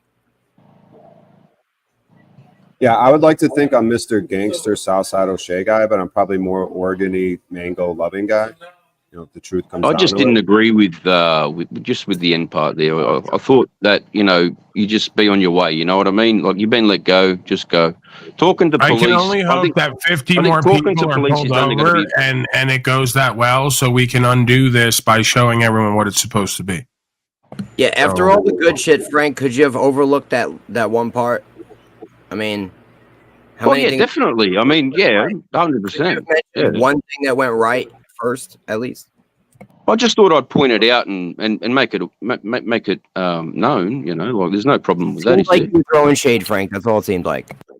I'm sorry. Throwing shade. Do you know what that means in Australia? No. All right. So, for example, you were painting a false narrative. Okay, very good. Well, if you believe so, man, I can't help that. I can't help your thoughts. Something super positive into something negative immediately, like doing some kind of black magic. I'm not saying everything he done there was wrong, man. No way in hell. I think he went through all the steps correctly. In a piece that was utter amazing. I said the first thing I said was that was graceful. He handled it. Yeah, it's like a small miracle, and rather than us realize that like God's working through these interactions to right the wrong, well, let's find out all the places where it could have been better. I mean, it's just, again, I'm not saying you're incorrect. It's just life on life's terms. We're at the point now where you're going to get pulled over for traveling freely. Just accept that. And if it turns out like this, then you should be nothing but thankful and grateful and understand you just created a resolution for the public to view, right? That's a mini miracle. There's nowhere in there where we should be unthankful and ungrateful and lacking in faith. Yeah, no, you're right. Yeah, that's spot on. I'll get you. I'm just pointing out how subtle the ego can be, right? How subtle the pride and the desire and the wantonness can get and be. And we're all subject to that, right? So it's precisely because he's not in that energy and that state of beingness that it probably went the way that it did. Paperwork aside, right? So oftentimes it seems subtly like this quantum physics aspects of this reality, we're creating the reaction that we're going to get just by the way we're coming into it and what we're expecting versus just dealing with what is. It's like dogs, right? If you're scared at a dog, the dog's going to bite you. It doesn't know why. It only knows that you're scared and it needs to attack you. But if you're friendly to a dog, it's not going to bite you. They can sense. You remember the video of me and Valdez where I said, oh no, I'm not upset. I'm thankful and grateful. I'm welcoming this interaction. I knew that it was going to happen. It needs to happen. Right? So it's like it's taking on your full duty and obligation as an American at this time to realize if you're going to be a change maker and create conversion, bearing witness and testimony, you're not only not unthankful and grateful, you're honored to be doing this walk and this work and be able to show this information at this time to these folks. They need that. Right? So like in a way, when you're doing ministry, you're thankful and grateful the cop stops you because he needs this understanding more than anyone. Now more than ever. Most spend their life running from the demon. And you can run forever. Front the How demon, does Jesus resolution one way or another. How did Jesus? I got you 100%. Yeah, I'm with you there. How did Jesus raise the dead? Was it some sort of thing where he put his hands over an actual dead body, or is it more like an interaction like this where the cops and other people are dead, and until they have an interaction like this, it sort of enlivens them. It awakens something in them, a spirit in them. Honestly, I don't really know how it's to be interpreted, right? I interpret it both ways. I think that when something's true, it could be true in many different angles of perspective. And it makes it more true, what is said. But at the same time, right, I'm not really one of the people that like cares about Jesus because of any of the miracles. Like none of that really matters to what I believe. So like it's the resurrection, the blood sacrifice. That's not what I resonate with. What I resonate with about Jesus was that he was essentially radically in the truth, if you realize that. And they killed him for it. And he tried to bring that truth to humanity. They didn't kill him for the truth and bringing the truth. They killed him for getting physical when he said we were not supposed to get physical. This is where then I'll like not turn on the being, but I will point out that the being said, do not get physical. This is a metaphysical dynamic that has to be overcome and alchemized. And then he proceeded to get physical and violent with folks who were contracting with this banking system in the church, right? So he let his emotions lead him to acting out. So while I'll say that the whole time that being is living, he's living potentially for the day when he's crucified, you don't want to expedite that process by getting out of character, right? I'm just saying, are you saying he was killed because he whipped the bankers, the money lenders, and flipped the tables? You could argue that, yeah. There's a good chance if that being went in there and took his own advice, like I've said about myself in the past, and he was ministering, bearing witness, and speaking the truth in a caring way and surrendering the rest, he might have been able to change the hearts of those folks in there. But because he went in there mirroring and even out competing those folks in that dark energy by bringing physical violence to that venue of contracting in souls, it only doubled down on his judgment. You ever snapped, bro? Have I ever snapped? Yeah. Again, I'm not here to make excuses and justifications on what I have or haven't done. I'm not doing it for that being either. I'm pointing out the logical and moral and ethical inconsistencies along with the inconsistencies of the word of the being that was spoke. The being said, I could raise an army and fight you guys. I choose not to. This is not a time for the sword. So, yes, have you ever snapped? Yes, we all have. That's the failing of the human condition, that we snap and act out, and then we get judged the same way, if not harsher, than the people we're claiming are morally unrighteous. That's why Jesus said he's son of man, bro. He was a man, right? And so, being a man, he snapped. Right. Just couldn't All take men are them. fallible, but that's the whole And point of the story and the process, not to worship him like some perfected Godhead, but to understand that there's a common theme and story that applies to all of us, and we are oftentimes our biggest undoing. Little did you know, you're more in line with what I believe than you even knew. I detest the worship of Jesus Christ, and I fight Trinitarians all day. I think it's idolatry, honestly. And it's the reason why Christianity hasn't brought change in the world, because most Christians are in idolatry, actually worshiping the Antichrist. That's what I believe.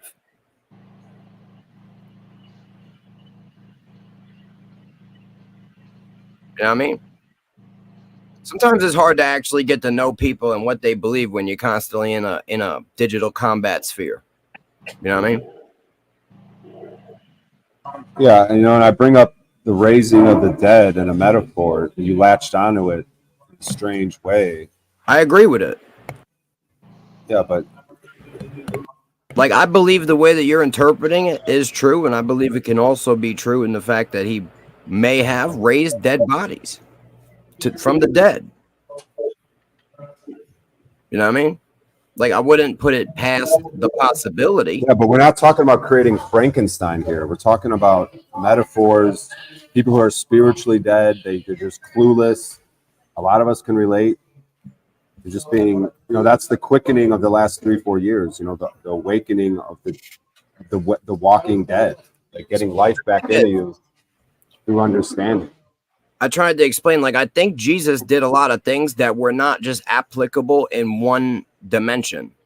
And that's what made it so different from other human actions or other spiritual being actions, is that these things were multi-dimensional actions that could have only been taken with prior knowledge. You know what I mean? The whole layout of it. And that's excluding most of the mysticism around it. Just me. Can I see you and hear from you? It's me, Paul. It's Sophia. Okay. Are you just Amy in the other chat? No. Is my mic okay? Yeah. I sound like I'm getting some feedback. Yeah, no, it's decent. What do you got? Me? Okay. Yeah. So I was listening to you because I enjoy listening to you. And I just have one little bone to pick with you. I don't think they killed Jesus because he got angry. I think they killed Jesus because he made himself equal with God. He said that he and the Father were one. He made himself equal, and that made the religious leaders very angry. I don't know how you come to that interpretation. From my understanding, what happened to him happened directly after and as a result of him getting physical with the money changers. Well, they wanted to kill him all along because he was. I'm not claiming they didn't, ma'am. I'm not claiming they don't want to kill me, De Castro, and all the rest of us potentially, or want to enslave us. The point is, you don't give them the grounds to do it. It's the same theme over and over again. So, I'm not talking about what their inclination is and how they see him as a potential threat to their system. I'm saying if you know that and you know the answer is a non-physical one, why get angry and physical unless you were flawed and fallible and acted out? And that's exactly what the castrated has done. It's exactly what I've done in the past at times. And it's exactly what the Christed being did, because we're all men and we're all fallible and we all have an ego and a pride, and it has to be checked in these moments to get remedy and resolution.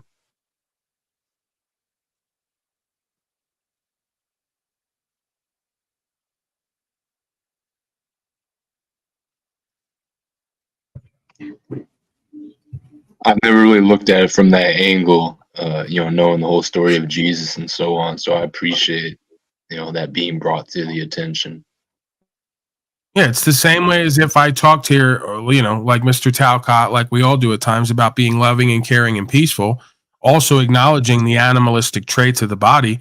And then I'm going to sit here, talk about this understanding of self and encourage other folks to not be belligerent and combative, but be co-creative and bring resolution and remedy. And then I'm going to go off into the court and start whipping people and getting physical. What do you think they're going to do to me?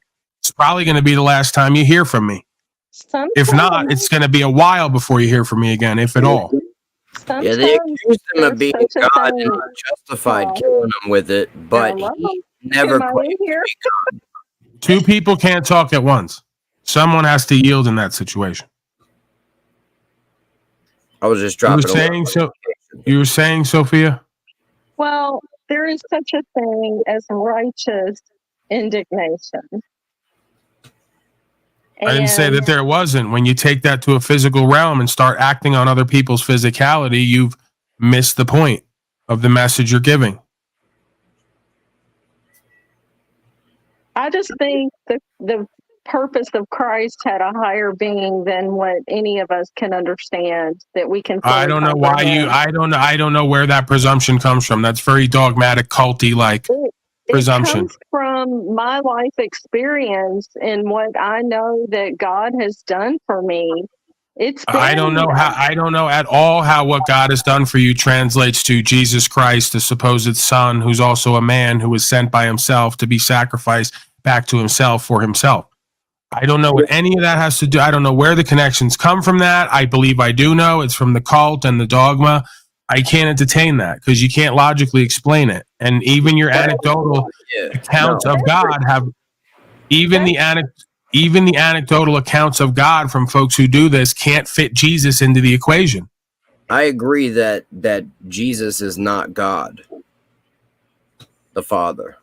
And then are we here to serve God and uphold God's law, God's truth, or is it Jesus and Jesus' law and Jesus' truth? This is just, Jesus is a messenger and a man, and he was obviously imperfect and fallible. If he wasn't, he wouldn't have said one thing and did something else and got himself killed.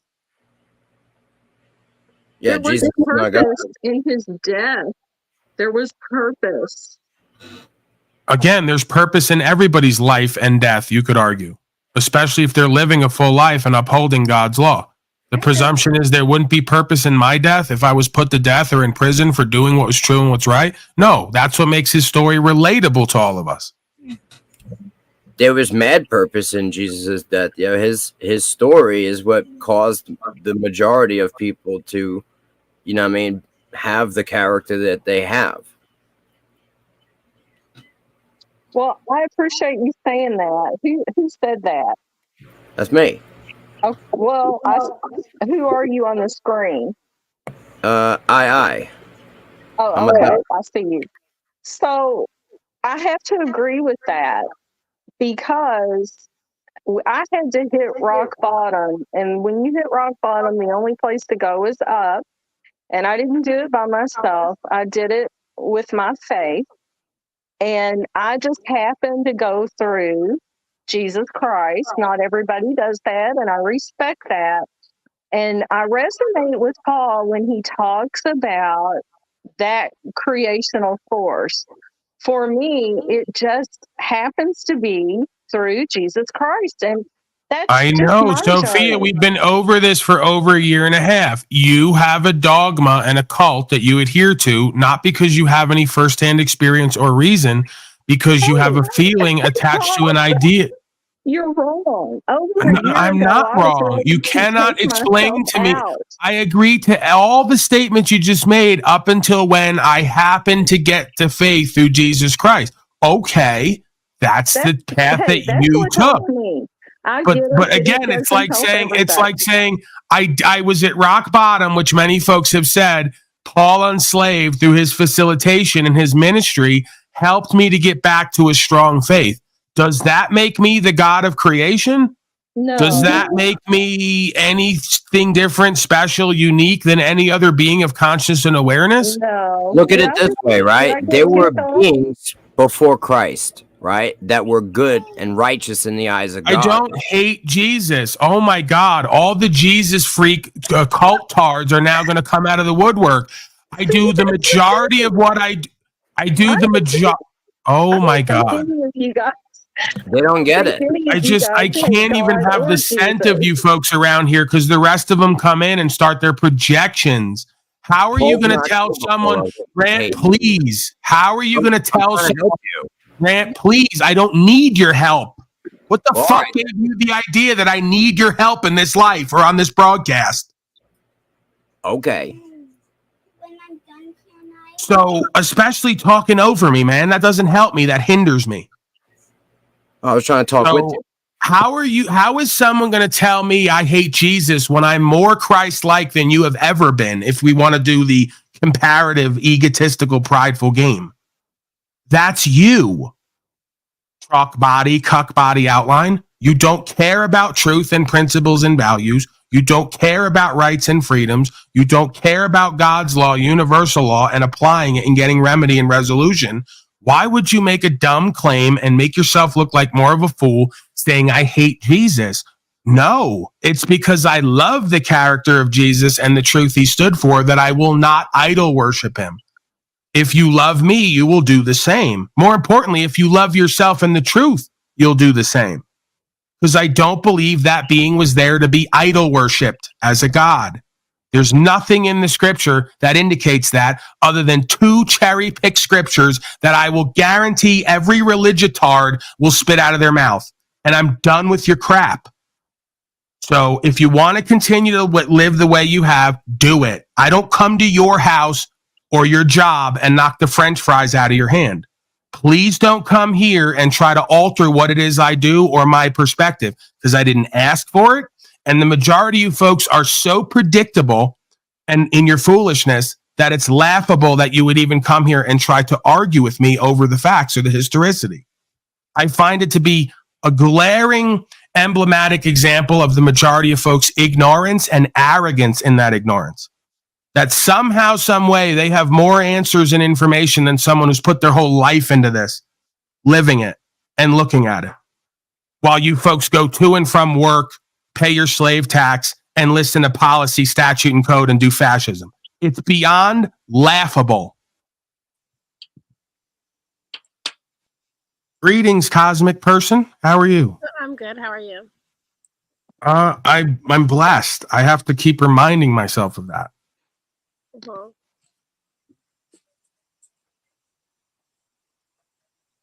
Thoughts? My thoughts? Sophia?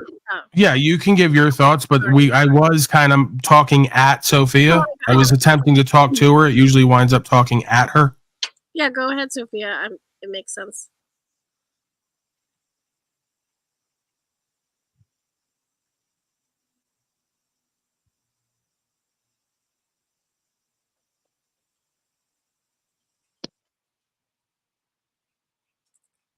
Anyone else's thoughts? Sorry. I don't know what just happened there. I just don't know Hey, what I'd like to.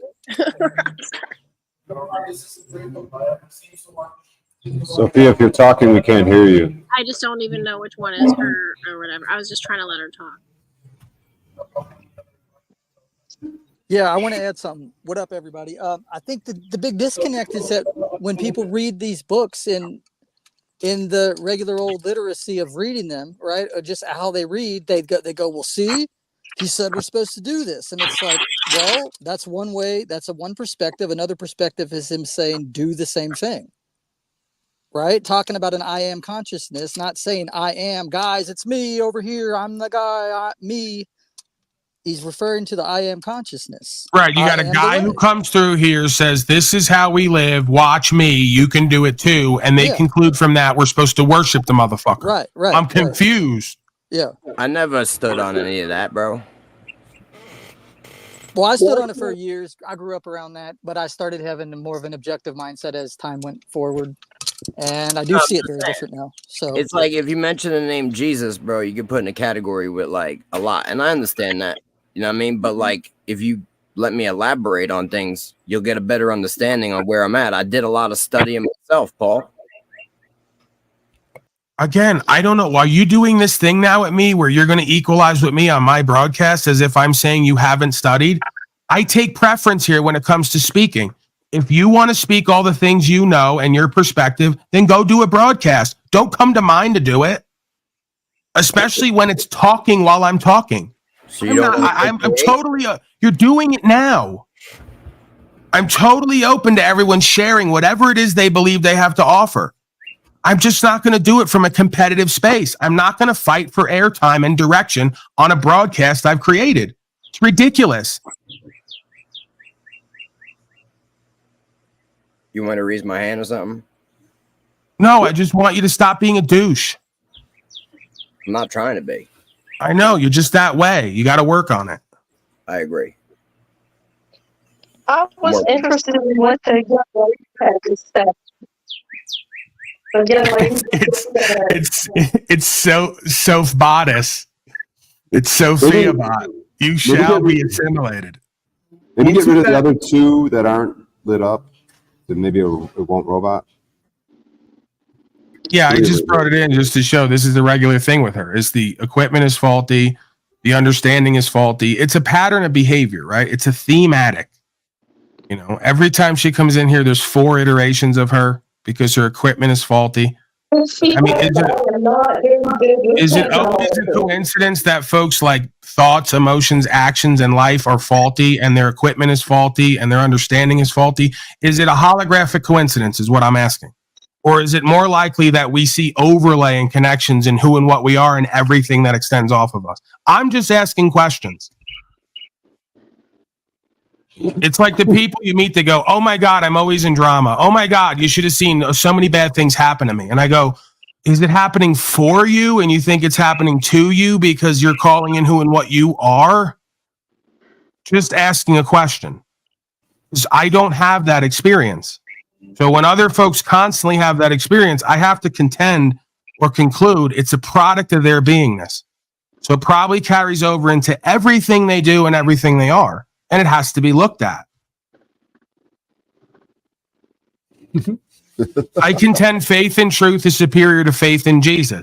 Faith in Jesus will have you ignoring all the shit you need to correct because he's going to do it for you. Faith in truth will have you looking at yourself and leveling up, and you won't have these fucking problems and issues anymore. That's my contention. Call it arrogant if you want. Okay, take over, please. I'm going to hit the reefer. Talk to Sophia Bot because this is, I love this bit. And I know, O'Shea, you can definitely do something with this. Please go somewhere with this.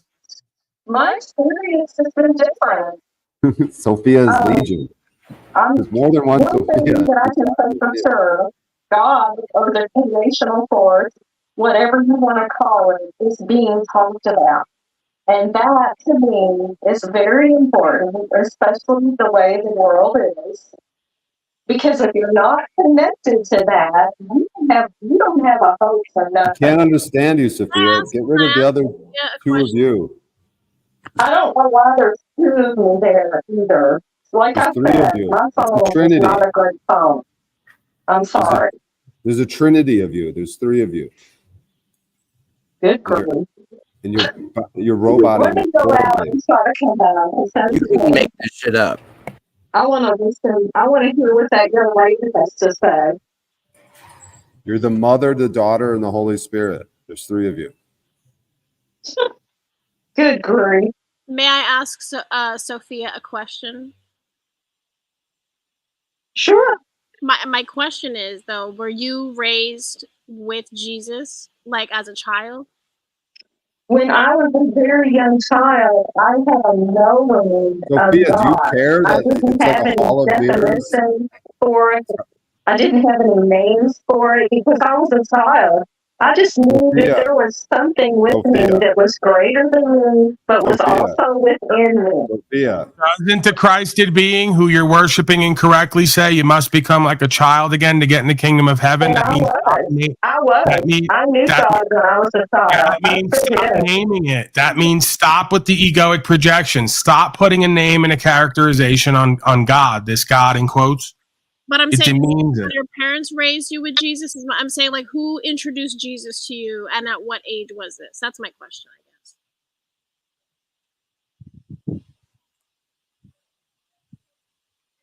I guess. Is she gone now? I think there's 2 left, but I think the main one is gone, and the other 2 are non-vocal.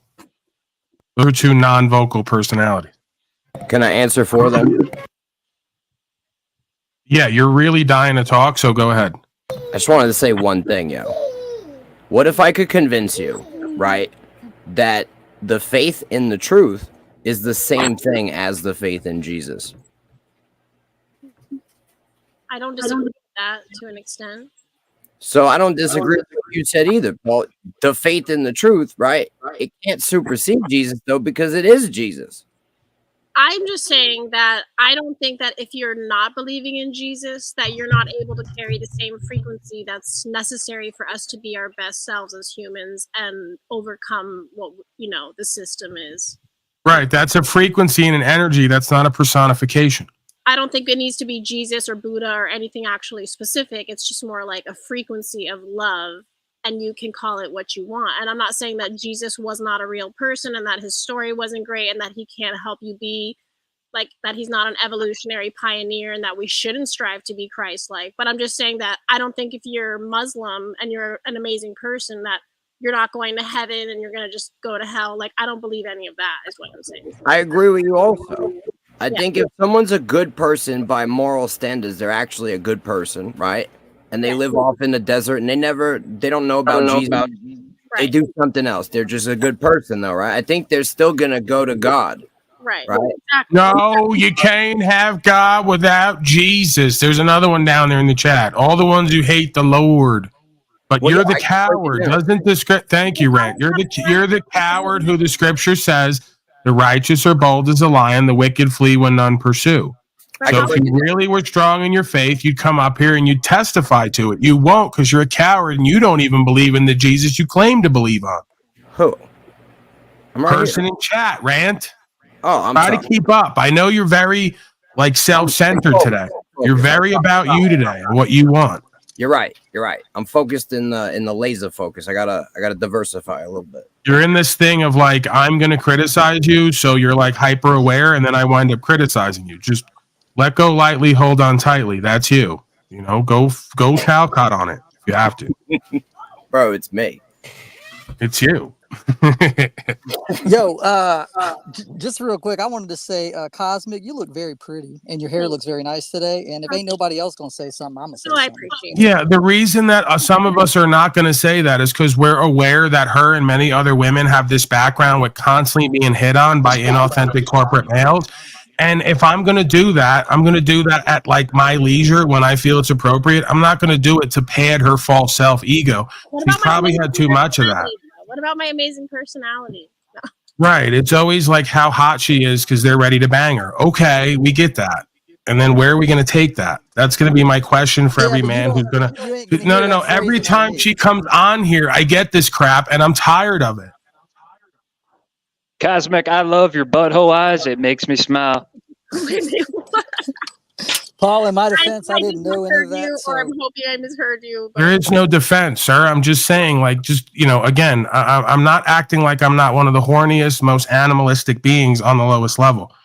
It's just like setting, venue, read the room. There, nowhere in this conversation or there's energy does it really call for at this time us addressing her physical attractiveness. We're trying to talk about Jesus. Yeah. Jesus is way hotter than that. Yeah, I'm going to attempt to bang her later, but not now. You get what I'm saying? Read the room, bro. Set and setting. You're gay. What do you mean? But you're gay, brother. Hey, hello. I had to restart my phone to get rid of all the extra. I don't know what was going on, and I didn't get to hear what the young lady said. Could she please repeat it? Jeez. Okay, let's see. I was basically just saying that, if you had not been raised with Jesus, but we never got to really go over did your mother and father introduce Jesus to you as a baby or wherever? Like, that was my question. Well, I can answer that, and I appreciate that question. Yeah. Yes, my mother, she did believe in Jesus Christ. Mm-hmm. She had a very difficult life. Mm-hmm. Her first husband left her with a little baby, which was my sister. She met my father 8 years later, and I was born. And through the volatileness, through the sometimes violent household that I grew up in, the one thing that was consistent was that my mother talked to God, whether she used the name Jesus or not, because sometimes she didn't. I just would hear her praying. I would hear her seeking guidance. I would see her trying very hard to make our family work. I had good parents, but they were both so broken that there was a lot that happened all during my growing up years, as is the case for so many people. I don't Right. know. The realization is that we come up in homes with broken people. Faith is something we probably need because it works for us, right? We've learned that. Nowhere in there does that require us to carry over the broken qualities or lack thereof that we experienced in the home. That's right. So, That's what like when we cling to this religion and don't observe ourselves, it winds up creating more of that self. Assuming that I'm clinging to a I have religion. one more question for her as well. Absolutely, Miss Cosmo. Sophia, I'm just pointing out a pattern I've seen with you in the past that you seem to be hyper emotional. I think she's hyper passionate about the fact that she got out of her funk, you know, because that's a big thing. Like when people go through a lot of shit, when they're finally out of it, they're very happy and they want to share that with other people. Thank you. That's what I think she's doing. I understand that, but Cosmic, like we're not going to do the, defend other women and defend other men thing. Like there's nothing here to be offended or defended with. It's more than that. I actually do. Again, let's go back to square one because everyone has like this memory that doesn't seem to work as well as mine, and I'm the one smoking a ton of weed here, so I'm confused. She's the one who came up with a feeling and of needing to pick a bone with me about her faith that she's done over and over again with me. Hey, Paul, what's so cool about this? I respect your walk and your path and your journey and all that you've been through. But you don't respect the truth. I'm not looking. Oh my God. I appreciate that I get so much adulation and adoration all of a sudden when for decades no one was looking for me. I'm more interested in respect for the truth than I really am for me. I know that sounds crazy. You're not used to that. So it's not about you respecting me and my walk and your version of faith versus mine. It's about us getting to the truth if we're able to. You are the one that referenced it and tried to say that I was putting you down or something, and I'm not. I didn't say that. You're feeling that. That's you. You're feeling put down and inferior by my explanations of my walk in comparison to your faith. Well, and that's the whole thing. We all have to get through this somehow. And the way that I do it is my faith in God. The way you do it is the same way most religionists do it. Radical ignorance. Radical ignorance. Can I ask Sophia my second question?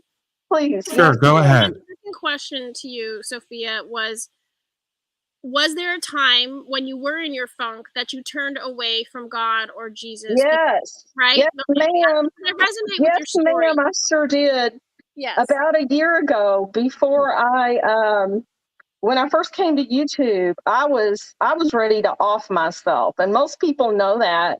And it was because I had lost my faith. I had lost my way. I basically told God, F you, I'm done with you. You're not helping me. I'm not getting better. I'm not getting resolved. I'm not happy. I'm not joyful. And when I decided to go back to God and get down on my knees and say, Lord, you've blessed me, you've helped me, and I haven't even seen it, and I'm sorry, help me get back right again. Then I got joy back in my heart. And that's what I want from everybody. I see so much fighting on here and hateful things said to other people over differences when in reality, like Paul often says, we are all just the same. We're part of this thing. We're all part of the one. We don't need to hate each other and hurt each other. Right, but you're again, I appreciate this, but we're back to, like he just said, what you want and don't want, what you expect and what is. What is from the beginning of time to the end of time, evil is. Okay, you know what? You continue to do the Luciferian toxic positivity swing where you overwrite creation and the simulation for your feelers. Can I ask one last question that might tie this all together? We may all get on the same page. It's all tied together. These folks can't conceive of reality where God has also created Shaitan and tests and challenges all of us for the highest good. They just keep thinking we come here to stop evil. You don't. You come here to stop being and living evil. And that's about discernment. Paul, really, 100%. My The question. creator is anonymous. The question was going to be that: do you think it's possible that had you been born on the other side of the planet and your mother was Muslim and she prayed to God or Allah or whatever, and you turned away from him and you were in your funk and then you turned back to him, that you could have had the literal same experience, and really what that energy was just you pouring back into yourself and trying to love yourself and forgive yourself for whatever shit you did to yourself at one point? I will have to answer that with this comment. Mm-hmm. There is a light. The light is from goodness. The light is from God. And however people find that light, whatever path helps them find that light is between them and God. And absolutely anyone of any background, faith, religion, atheist, whoever they are, whatever color they are, I don't care. If they call out to God, God is there because God Right, but you wouldn't have called out to God if it wasn't from the darkness and the void. Just like the universe, light only exists because there's a dark void for it to be cast into and onto. So you can keep giving all the glory. You can keep. I had to go through hell. I had to go through the fiery pits of hell. Right, the tree of life's roots extend down to hell. Stop overriding one dynamic in favor of the other. It's going to keep you in resistance and in emotional swings. You have to accept what is. Paul, I am fine. I am fine. And Sophia, I'm just saying to you something I know about me that seems true for you is it's a great source of burden and suffering you to see the great source of burden and suffering for others. Let go of it. You can't save them. I have let go of it. I have turned it over to God. I have peace in my heart. I pray for other people with love. Not that they'll do what I want them to do, but that they'll find God and that they'll find peace. That is. I don't even understand why you would pray for someone else to have a journey different than what God has meant them to have. I still don't understand that. Exactly what I just said. Whatever is meant for them is what I want them to have. Right. So guess what? Evil and badness and suffering and death is meant for a lot of people. Accept that. I think she accepts when my sister died when I was 16 years old, I had to accept a lot of things. It sounds like she just wants to be,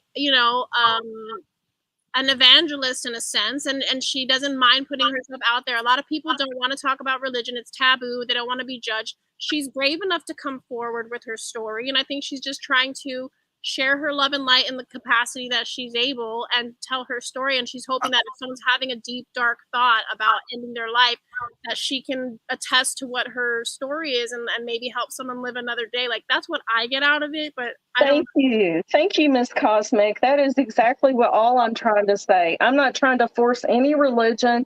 I am not a religious person. I occasionally do attend a church where my extended family is, for the fellowship, not to listen to a man in a pulpit. I don't need that. I have that in my heart. Mm-hmm. I resonate, and I feel like I understand you 100%. Thank you so very much. It's very nice to meet you. I don't think I've ever seen you on here before. Anytime.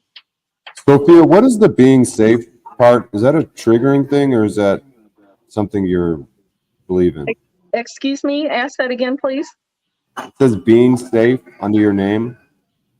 Is that a joke or is that? Oh, no, I'm being safe. Okay. What some people don't know, and some people do, unfortunately, I am being safe because there is a particular person in the universe that I do not wish to ever cross paths with again. And Paul will know who I'm talking about because Paul handled it. Do you know what I'm talking about, Paul? I thought you were talking about me, but apparently it's not me. I'm talking about AJ, please. I'm not even going to say his name. Basically, you did an exorcism, Paul. Remember that? Yeah, the Gouchy character. I'm trying to stay away from him. That's the only reason I'm hiding out. Again, this is my point. Cosmic, you want to appeal to emotion and this false authority for what is. She wants to evangelize. Great. I'm not interested in what folks want. I'm interested in what is. And what is she's still in a fear-based reality. She's still hyper emotional. She showed that here. And women still, I love these women who don't understand the purpose of a man in this reality. Can I ask for you them? It's like a complementary, objectively logical creature that does not appeal to emotion. Yet you want to resist that when it's exactly what you need in your life to go to the next level. Your emotions do not serve you. They detract from your life and what you create. That's obvious. Do you want to get... Okay, you're not interested in listening to me or like allowing me to lead. And this is why many of you women are alone or with beta males, because you resist your solution in human form. I don't understand your side yet, and that's why I'm just trying to understand your side exactly. Yeah, I'm not interested. This is radical masculinity that's going to be perceived as toxic. I'm not interested in what you or anyone else wants. Okay. I'm interested in what is and how that's created and how it's resolved. I have a you question. can't control your emotions, by the way. You can only control your feelings. Is Jesus Christ the truth? He is for me. Then I that's can't what force that on anybody. Again, there's your feminine ego. There is no for you and everyone else. There's the truth that we experience, and then there's a hallucination you want to cling to cope. And there's a choice Jesus Christ, whether you want God or not. You women would do well with listening to anything I've said over the past year and a half and trying to practice some level of stoicism to balance out your toxic romanticism. I don't disagree. Stop romanticizing everything in this creation and attaching a feeling to it. It doesn't serve you. Side, Paul, though, just so that you're aware. I'm not speaking directly to anyone necessarily. If it applies to you and you know that, take it. If it doesn't, leave it. Okay. I'm speaking on a dynamic I've seen with every woman I've dealt with in this creation, and I'm not claiming they don't have a piece of the puzzle. There's a feminine energy and motion or intuition that has to be observed and embodied as a man as well.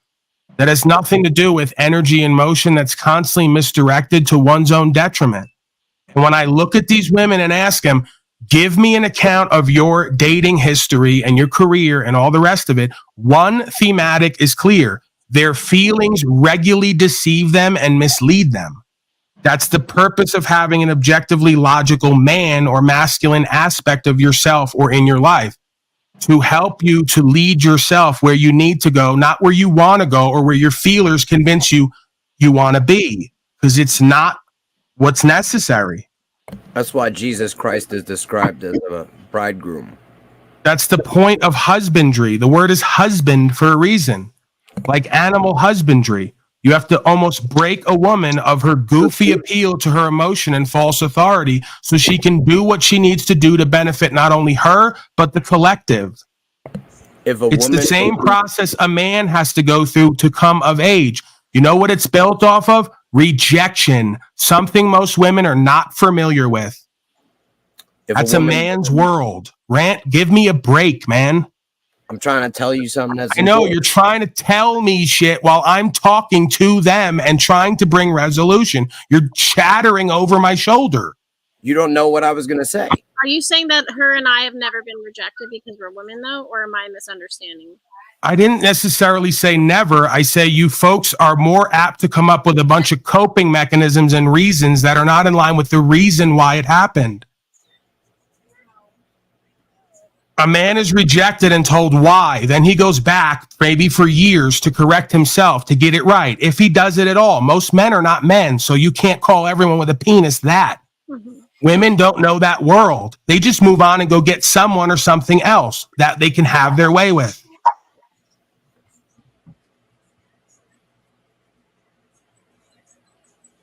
Well, or they choose to not deal with it at all. And I want to know what love is. Right, that's called escapism. That doesn't work for you or anyone else either. The old, I don't need a man, I don't need criticism, I don't need discipline, and I don't need reformation and repentance. Bullshit. More feminine pride and ego. I don't want to, what's the word? I don't like the idea of being tamed, and I know to get a real man that's what I would have to submit. Right, you're back to wants again. No, you're right.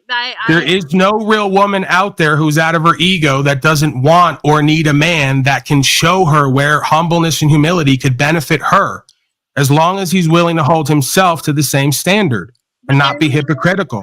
Things from the exterior world that I would say personally affect my ability to do what you're saying, which I know I need to do, but I'm not interested in the outer world. This all starts from within. This is about fear. It is about fear, but it also could affect like my actual life, like on a huge scale. That's the if we're gonna start talking like day-to-day habits and bills and obligations and bullshit.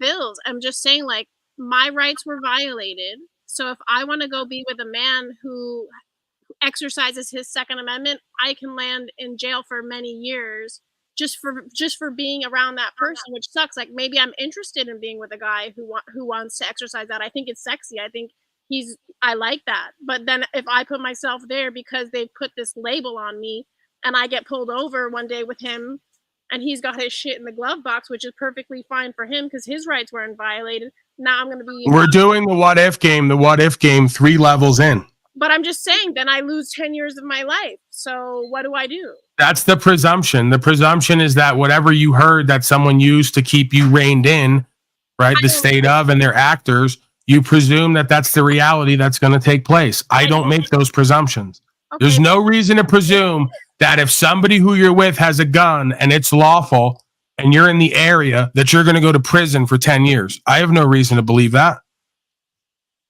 I would do.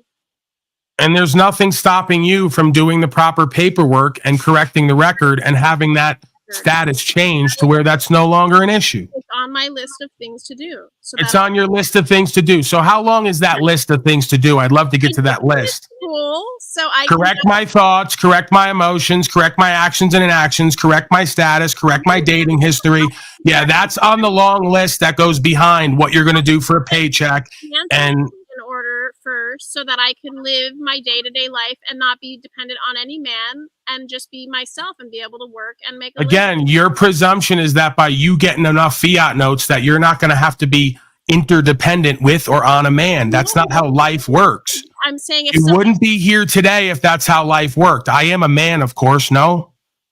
Paul, I mean, the reality is cosmic. Yesterday that we need fiat coupons to live day to day. I don't have a huge garden to live off of the land that I have. Whatever, I gotta pay taxes. Which again, I get that we need to get out. Is your boss a man?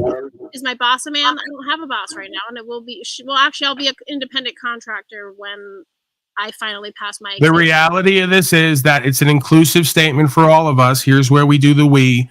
We have a habit in our life of accepting less for ourselves and each other, and it causes us to have a less than desirable outcome and lifestyle, and it causes us to be unactualized and unrealized and unfulfilled.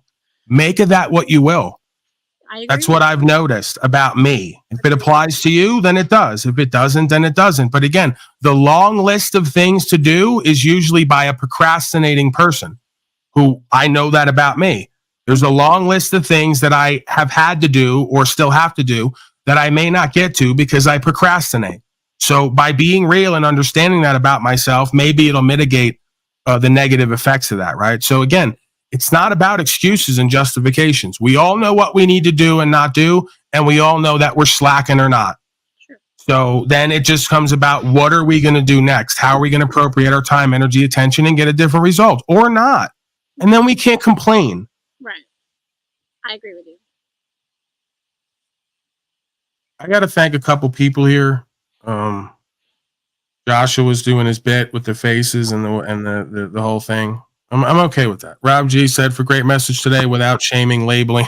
Listen, shaming and labeling, I'm sorry if you don't want this the same way that I got it. You want it from me, but not the same way I got it. I had to shame and label myself to move forward. So if you want to characterizing me, calling myself a coward, a fat, lazy, procrastinating slave in order to start to move towards some level of actualization and realization of the antithesis of that, I'm not going to accept that characterization. So if you don't like that, there's a good chance you need to look at that instead of trying to get me to stop doing that. You know, so I don't call it shaming and labeling for calling it what it is in order to create something different than we experience that we don't like or is not beneficial to us. Jimmy Shively says, appreciate you and all you do, sir. Thank you, Mr. Shively. You're a blessing. So yeah, Rob G, again, we have this constant pattern where folks want to do poly shaming and labeling, right? As if like there isn't any time and place for like some level of shaming or some level of labeling. Like, should folks not be shamed for being a bunch of genocidal freaks? Should folks not be shamed for creating their own and other slavery? Like, what are we saying here? You know, there's a reason why these words and sentiments exist, and there's probably a time and place for them. I don't just go around the metaverse picking on people, just cracking down people's door and saying, I'm going to shame you today and label you.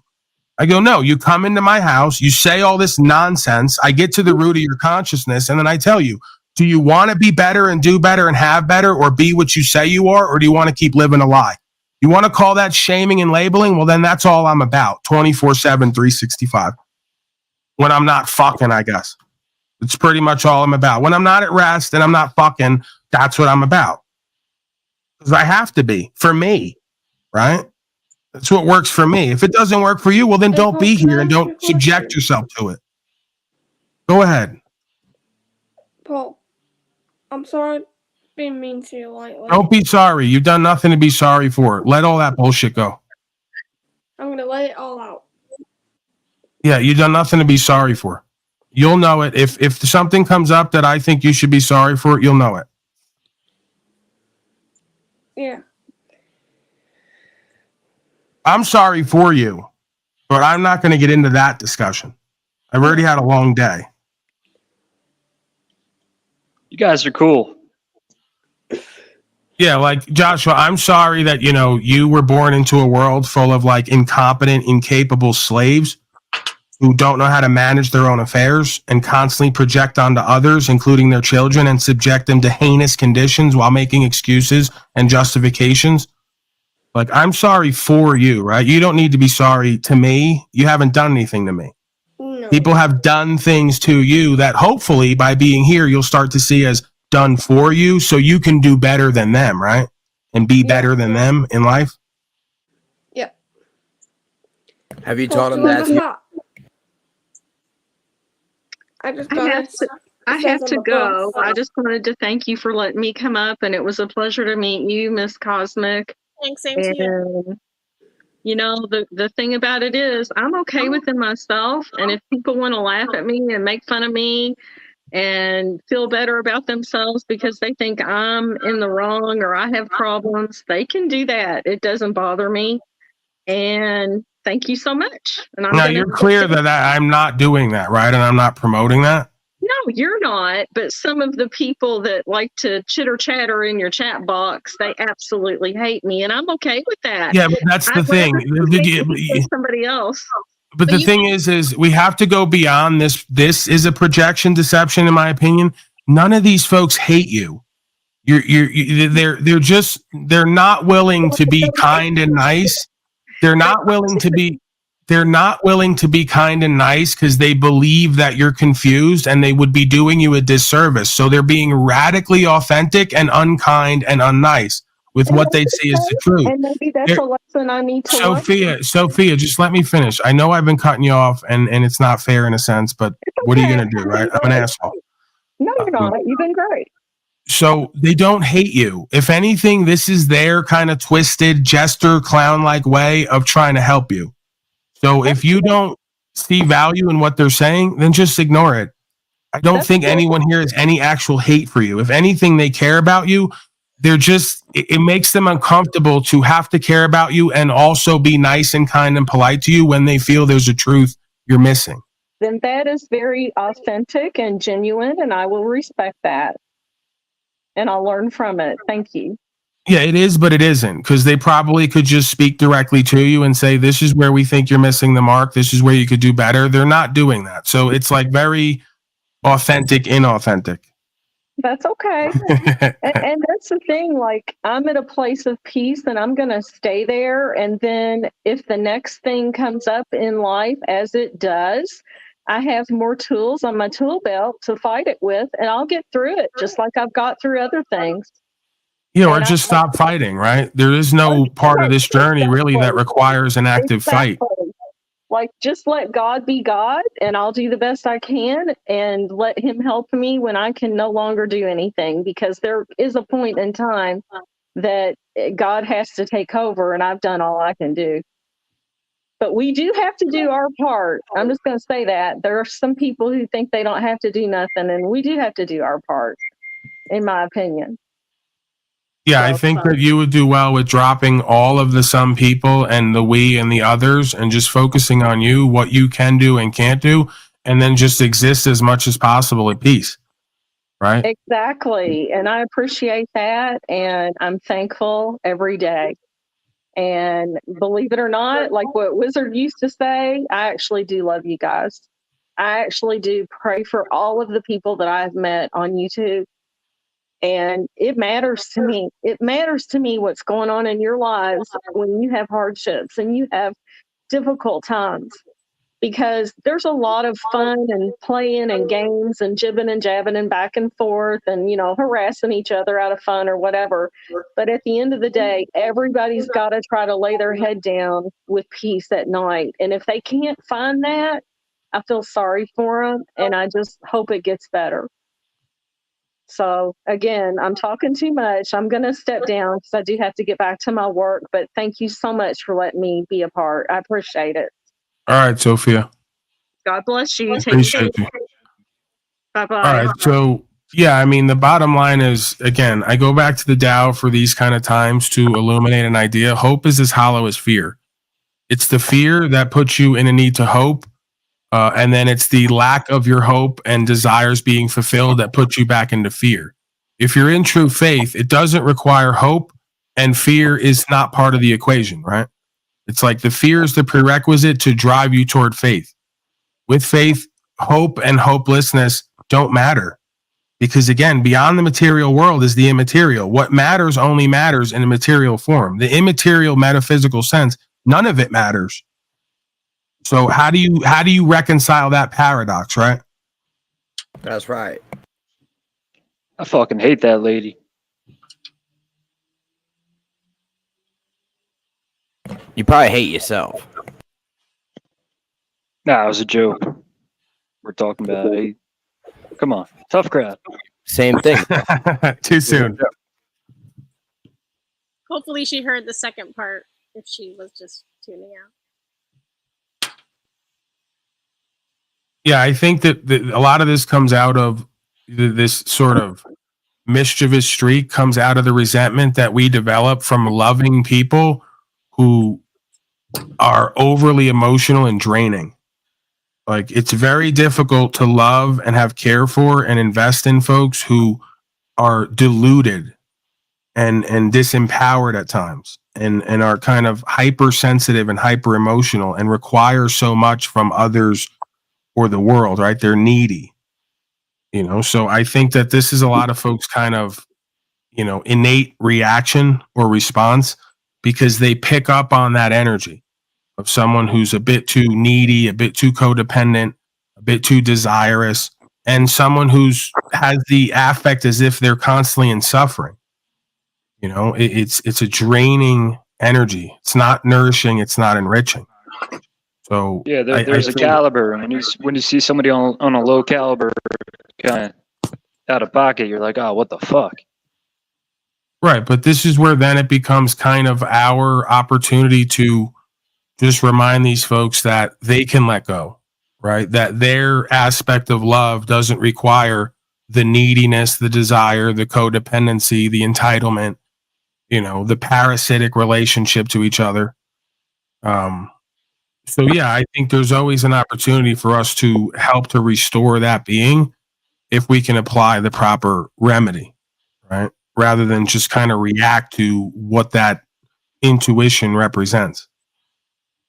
Because it's really just a threat system, a liability, right? Like, this person feels Yeah, no like, doubt. stay at arm's length from me because you're going to wind up being a liability for me.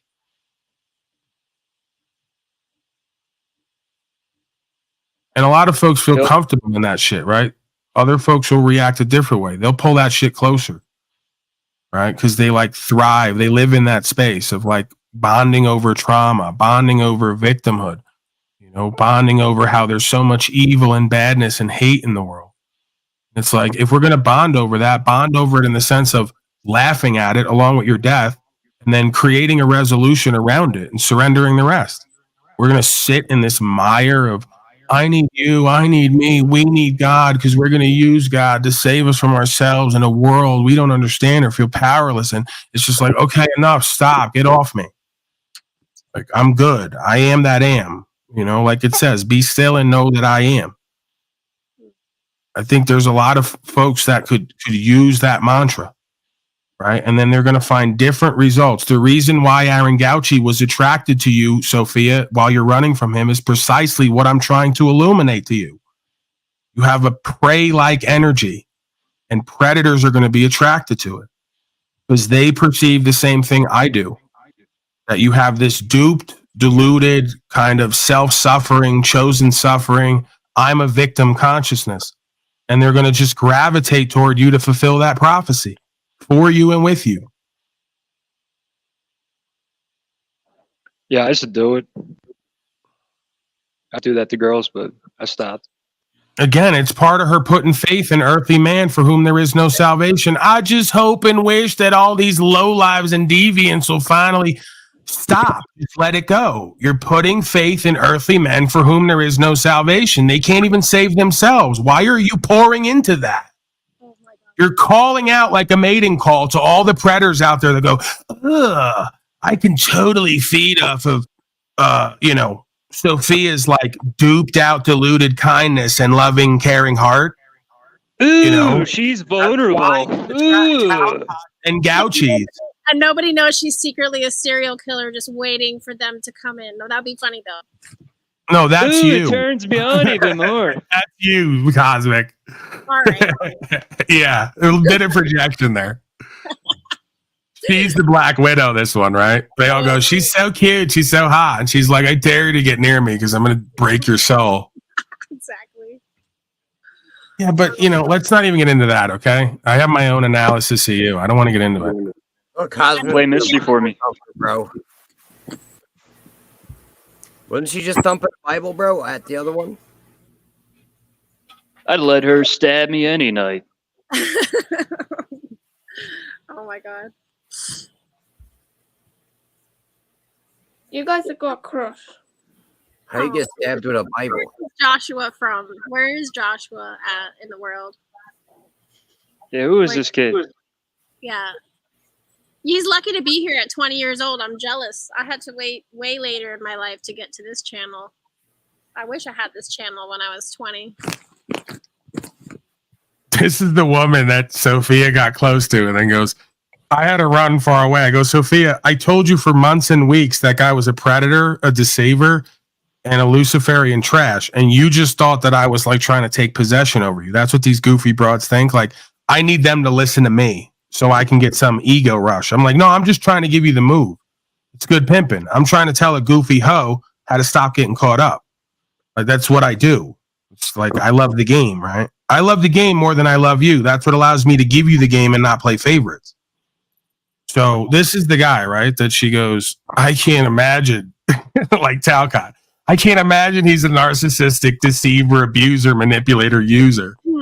Now, yeah, there's the demon. Bring it up. That guy. There's the demon. Yeah. Who's the one possessed by demons again? Notice how many times I've done this. This is what they want to see. Yeah. Right? That's the guy that she thought was loving and caring and wanted to help her like find God. You guys wonder why Joel Osteen's making billions, right? Off people like you. Did you exercise? He's in the back drinking blood and growling and fucking a child. And then he comes out on stage and tells you about the love of God. It's like fascinating. Yo, those fucking yells. Oh, man. So many songs. Yeah, the guy who has me thrown off panels because my tone is off. He goes, Paul, if we're not speaking in a tone of love, we're displeasing the Yoniverse, right? And this is when you know you got a deviant on your hands. Like I would go to festivals and no one will deal with me, right? Because I go, hey, I think you're attractive. I want to fuck you, but that's like 3/4 of women. Where does this go? Let's see where this goes. Let's interact. And then they're like, oh my God, Paulie's so narcissistic and abusive and toxic. And they go right over to some guy in a beret that looks like Christos who goes, I'm so love and light. I'm going to take you back to my tent and do a sorcery event with you and reveal the truth of Pachamama and the Yoniverse. And I go, he's just going to fuck you and give you herpes and leave. Like, could we just be real about what's going to happen here? Like, I'm not going to do that. I'm probably going to fuck you and then be stuck to you some way, somehow. Have to be your daddy, your guide, your guru, your therapist. We can go down the list because it's just how I am in life with people. This guy's going to fuck you. The sorcery's not going to work. He's probably going to put a demon in you and you're going to leave with herpes. And he's going to tell you the whole way it's love and light. And they'll go, I don't know. It just felt right with Tim out in the forest. It just felt right. His outfit, the accessories, the rap. And I'm like, okay, you're not meant to be with me anyway then, if that's what you think. That's why I love it. I love the game because I go, these ones are not meant to be with me. They're not meant to be part of what I do because they can't see the move for what it is. Paul needs a man bun. That's it. I need the man bun. I need those little capri pants that are like puffy on the sides and only come up to your Little harem pants. Yeah. And then like the Pirates of the Caribbean shirt. So I can seem like mythical and mysterious, and I can like play on how women are like subconsciously attracted to those dynamics. And I can like drape myself in crystals, and I can like study on Google what they are. So I can tell it to you and mansplain to you about like the universe. Yeah, just full kook out, It's a full kook out. Show your chest hair. Yeah, like if you just go up to any one of these goofy broads and go, this is a magical healing organite stone and I'm going to shove it in your pussy because it's going to do healing for you, they'll all let you do it. If I just go, hey, I want to go in your pussy because I'm a man, they go, oh, toxic, narcissistic. I go, I thought that's them. You're saying it's me. Whatever. I wonder if that exists, Paul. You might have a market to go. You may have to make a store. Healing crystal. Well, that was going to be one of my tables at Unslaved Festival. Was I have organite sex toys that I shove into various women. Well, they just line up, and I do like sound healing and crystal healing through the root chakra. Right. Yes, of course. I have to tap your root chakra to do the healing of the rest of them all the way up. You understand? This is work I'm doing here. I don't get any pleasure out of this. Now lay down, spread them. Crystal dildos from Quartzsite, Arizona. Right. You get it. Yes. And they're wrapped in copper wire, too, for extra conductivity. I don't want you to think this is some kind of sham here. This is the real deal. This reminds me of the Bikram guy. See, everyone has a story. She's got a story. See, they all have a story. Bikram guy. Well, no, I'm saying, do you know who the Bikram guy is? I just described him. Some guy in a goofy outfit who convinced you he was holier than thou and got himself away into your vagina and probably left you no better off than you were. Probably with some kind of Bikram herpes. I ditched on that. I almost went to his teacher training because I loved the series of his yoga, which was life-changing, but then I started hearing he was a creep, so I didn't go to that one specifically. But I still love the yoga, But yes, these guru people do take advantage of people, just like you said. I got a question. How was he a creep? Well, he was, allegedly. I know nothing about this man personally, but many women came forward and just said that they were raped by him at his teacher trainings, and he was like, put on a pedestal for years and years and years. He brought yoga to the Western world. Right, but you're also aware that women do this thing of they fuck someone and they don't get what they want, so then they say they were raped. You do know that exists, right? I'm not saying it's impossible. I mean, I can't, confirm or deny any of their allegations against him. It's not. Here's what happened. I got like 15 men who say that I've raped them on the metaverse for precisely that dynamic, and I swear I've never fucked them. Yeah. They did the ritual. Then they realized they were tricked. Then they got raped. Okay, they were mind fucking raped. That's what really happened. No, they want to get fucked, and then they'll, you'll reject them because they're sloppy drunk or some shit, and then they'll say you're fucking, rapist or gay. That's how it is. Toxic woman. I mean, it's kind of just a bit. KG speaking from experience. Notice the gay was thrown in Oh, there. yeah. No, that's you. That's you. No, that's you because you just said it. Yeah, they'll do the thing like call you gay and say you have a small penis and that you're broke and live in the street. The usual rap. Look at you, Paul. Christ-like, right? Get the fuck out of here. Well, listen, we're doing the bit non-bit now. I go right from Christ-like beingness into comedic performer. That's the testament to my fluidity and dynamic being. I had sex with Jennifer 2 years ago. Oh, here we go. It's not possible. Okay, she doesn't have sex in the street. You can't afford a hotel. Oh, MG. You can't lose a pound in 5 days. I don't need to. I'm insanely attractive already. If I get in really good shape, you guys are done. There's going to be none left for you for the rest of the beta males. Girls like a variety of different types of bodies, also. Like, girls don't like just one type of guy. Right, I'm more to love. That's all that is. Yeah, luckily there's many types of on the planet. Yeah, and I'm Jimi Hendrix. Flow State likes guys that look like women. Oh. What? She said women like different kinds of guys. I said Flow State likes guys that look like women. Right. Yeah, the girls they'll try to diss you, they end up being security guards. Fuck them. I mean, I've been burned by a lot of people, but I'm not gonna general. I mean, I guess I'm being a hypocrite. I do generalize. That's why I just don't deal with love at all. Pretty much, I just don't deal with it. I had a girl talking about my penis, and she ends up having hairy nipples. Ain't that rich? Yeah, what's up with that? How dare she? You're muted, JJ. I don't know what you're saying. Yeah. it didn't unmute. What's up with girls having hairy nipples? I mean, that's, I got a hard, decent cock. I'm not hung like a black guy, but I mean, you got hairy nipples. What the fuck? I guess you should put in the request box that you don't like hairy nipples, and maybe she would have taken care of that for you. Well, I heard she's talking shit about me, and then I'm telling everybody, hey, she's got hairy nipples.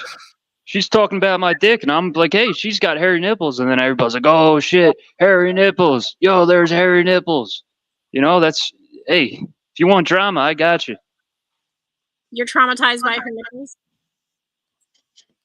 I'll be honest, yeah, it was fucking weird. Like, you want to suck on a nipple, and they come out, and there's hairs on them, and you're like, what the fuck? Like, that's where O'Shea just chimes in. Your nipple hairs are acting weird. Even men that they're supposed to have hair on their nipples, but I don't like men who are hairy. So even a cow's udders don't have fucking hair on them. I'd rather suck on a. You get what I'm saying? Yeah. No. I'd rather suck a cow's udders. To be honest, you put a hairy. That's you. Have you ever seen the? That's you, Brian. That's you, man. Oh. Good for you.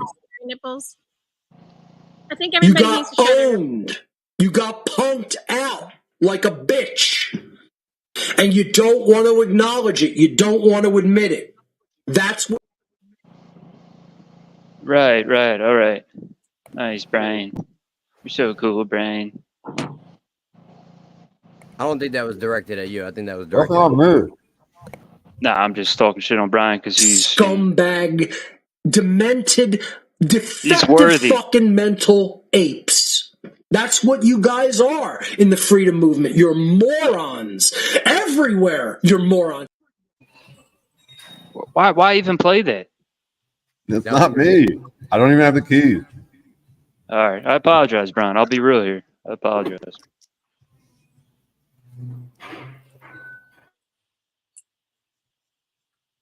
You think Josh is 25? This guy's so fat, he's just pressing buttons with his stomach. Bro, that was me, bro. What do you mean?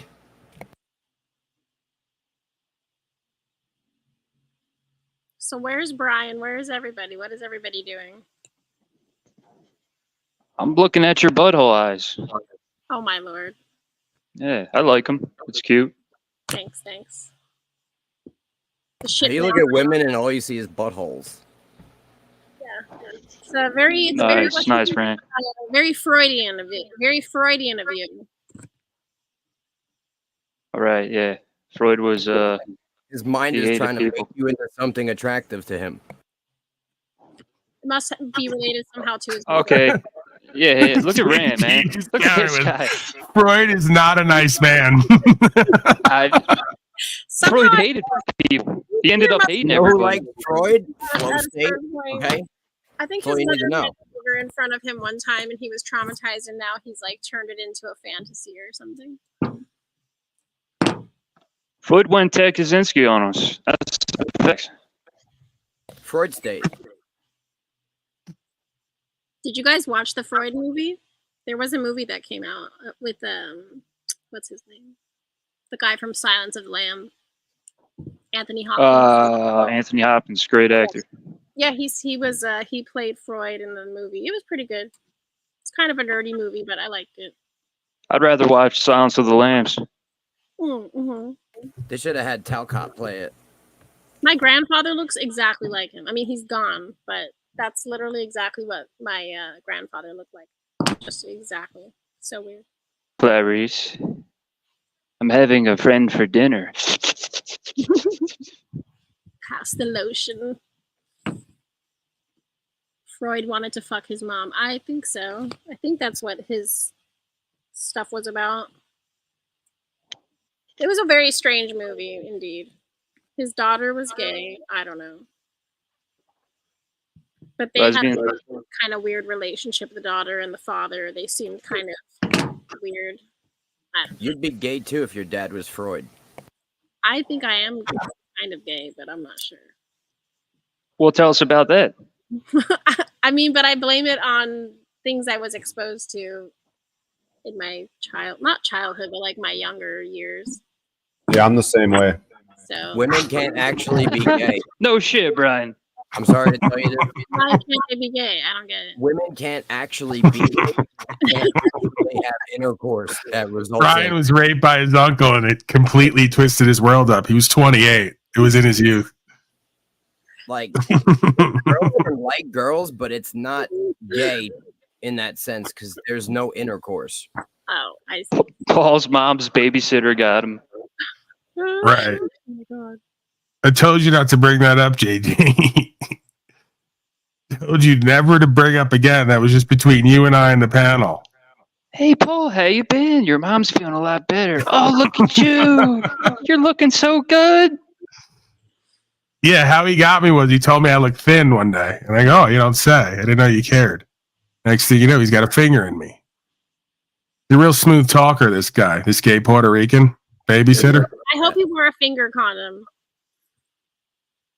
Well, that would have taken all the pleasure away from me. I like it Don't raw. worry. JG knows. That's you. That's you.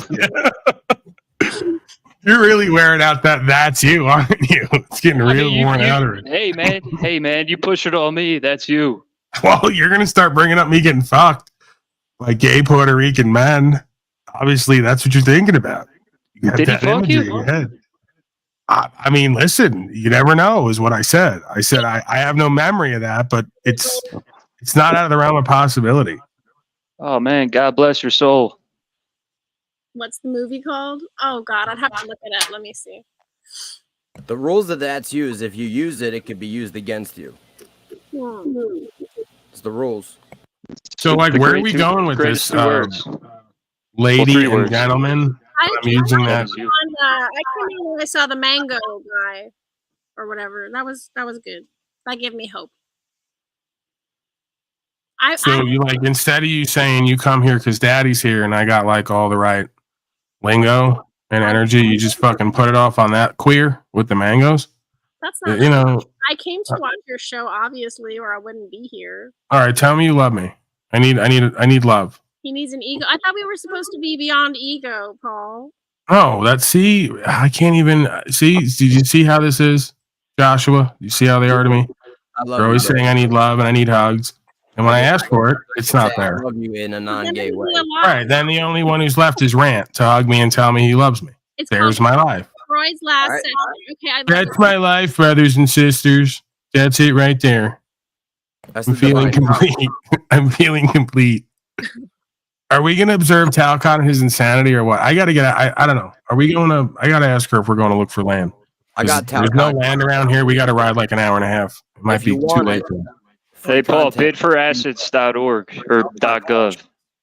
I don't know what that means. Bidforassets.gov. You can find cheap land on there. If you want Okay. it. Never been aired. Rant, what are you mumbling again, bro? You're mumbling over and under everyone. Content from yesterday, never been aired. I've got it on deck. If you want it, you can have it. I can load it up. I got Talcott right now if we're going to observe him. Bro, it's amazing. I found a correlation between Talcott and another channel that deals with window panels. When I was searching for hinged panels, because every Jack Talcott panel is unhinged. And if you saw this panel verse matrix breaking, I think you'd appreciate the artistry in the clip. It's like 10 minutes. It's mostly you talking and Talcott. I'm just saying. That's the pitch. Sounds creative.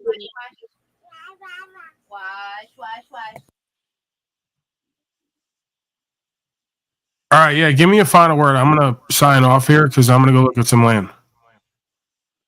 All right, Paul, you're awesome, man. You guys are cool. All right, JJ. Right, I really like you guys. All right. Bye-bye. All right, JG, everybody. Amazing man. I'm going to get out of here. Right. Goodbye, Paul. You guys are cool. All right, we'll see you later, cousin. See you later.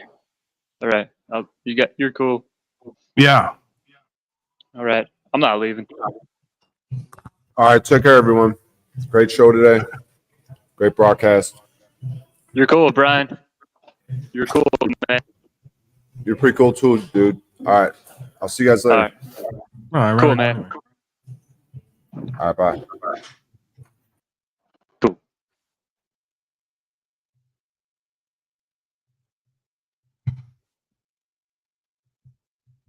Hello?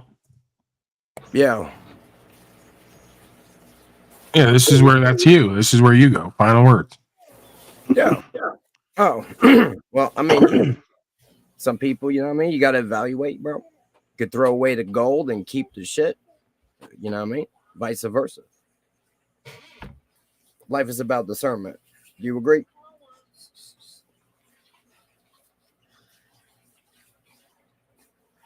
That's you. Are you asking me something? No, just that's you. I don't know. It felt fitting.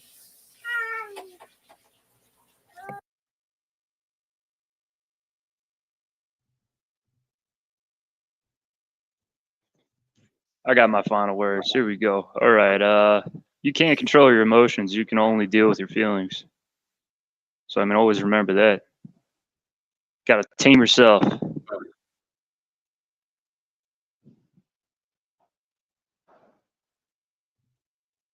Like Paul coming at me earlier. Perfect example. He couldn't tame himself, you know? He is constantly in his feelers. You don't hear him? He gets going on his fucking rants. It's this feminine bitch energy coming out of him. Strong. Mm-hmm. And that's how they justify it. That's how they justify it.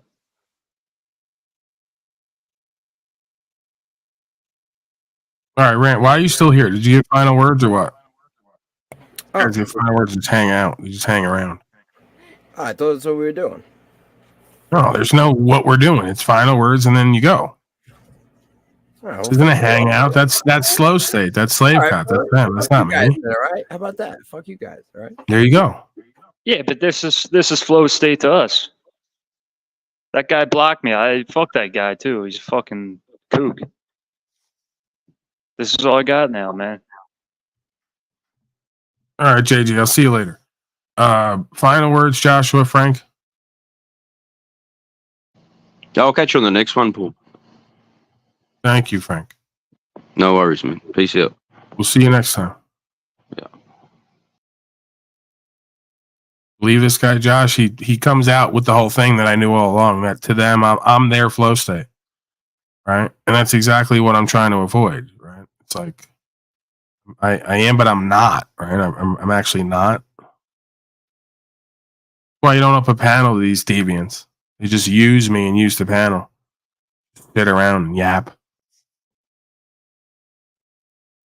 Kind of hang out for him. All right, Joshua, get out of here, man. I appreciate you. We love you. Audience loves you. I love you. We all love you. You're an amazing kid. All right.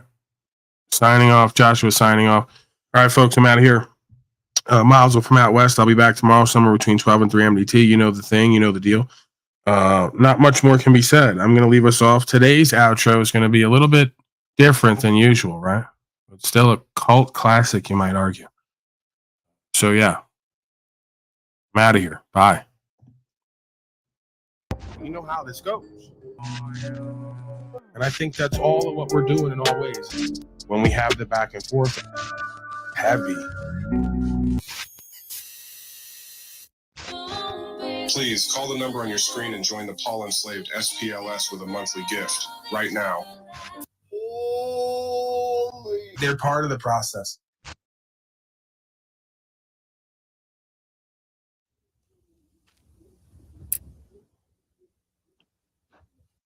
I'd like to sing a song. Meeting in the middle of the desert always made me nervous. It's a scary place. I knew about the holes in the desert, of course, and everywhere I looked, there could have been a hole. Normally, my prospects of coming back alive from a meeting was 99 out of 100. But this time, when I heard him say a couple of 100 yards down the road, I gave myself 50-50.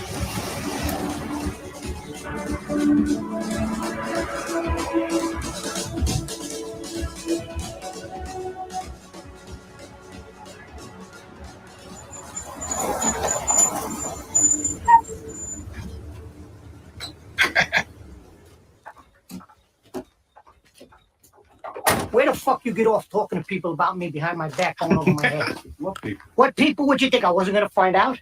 I don't even know what you're talking about. No, you said I'm bringing heat on you?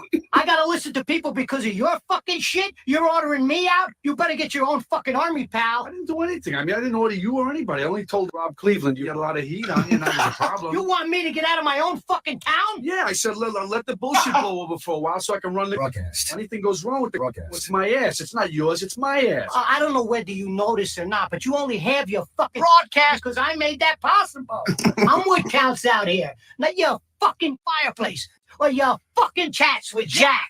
And what the fuck are you doing on live panels? You know I get calls from back home every fucking day. They think you went batshit. I'm only on panels because I got to be able to hang around. Broadcast. You understand that? You know fucking that. ass. You could have had to live without fear, without going on live panels. You wanted to go on panels. I did want to go on panels. That way I have a forum. I can fight back. I'm known. People see me. They know they can't fuck around me like they could if I was an unknown. That's right. You're making a big fucking spectacle of yourself. Me? I wouldn't even be in this situation if it wasn't for you. You brought down so much fucking heat on me, and every time I meet somebody, the big question is, do I know you? Oh, sure. Now you want to bring your fucking reputation on me. No, when you asked me if you could come out here, what did I tell you? I mean, you asked me, and I knew you were going to come out no matter what I said, but what did I tell you? Do you remember what I told you? Do you remember what I told you? Minute here. 1 minute. I asked you, when the fuck did I ever ask you if I could come out here? Get this through your head, you. Get this through your head, you guru motherfucker, you. You only exist out here because of me. That's the only reason. Without me, you personally, every fucking wise guy still around, I'll take a piece of your fucking guru ass. Then where you gonna go? You're fucking warned. Don't ever go over my fucking head again, you motherfucker, you.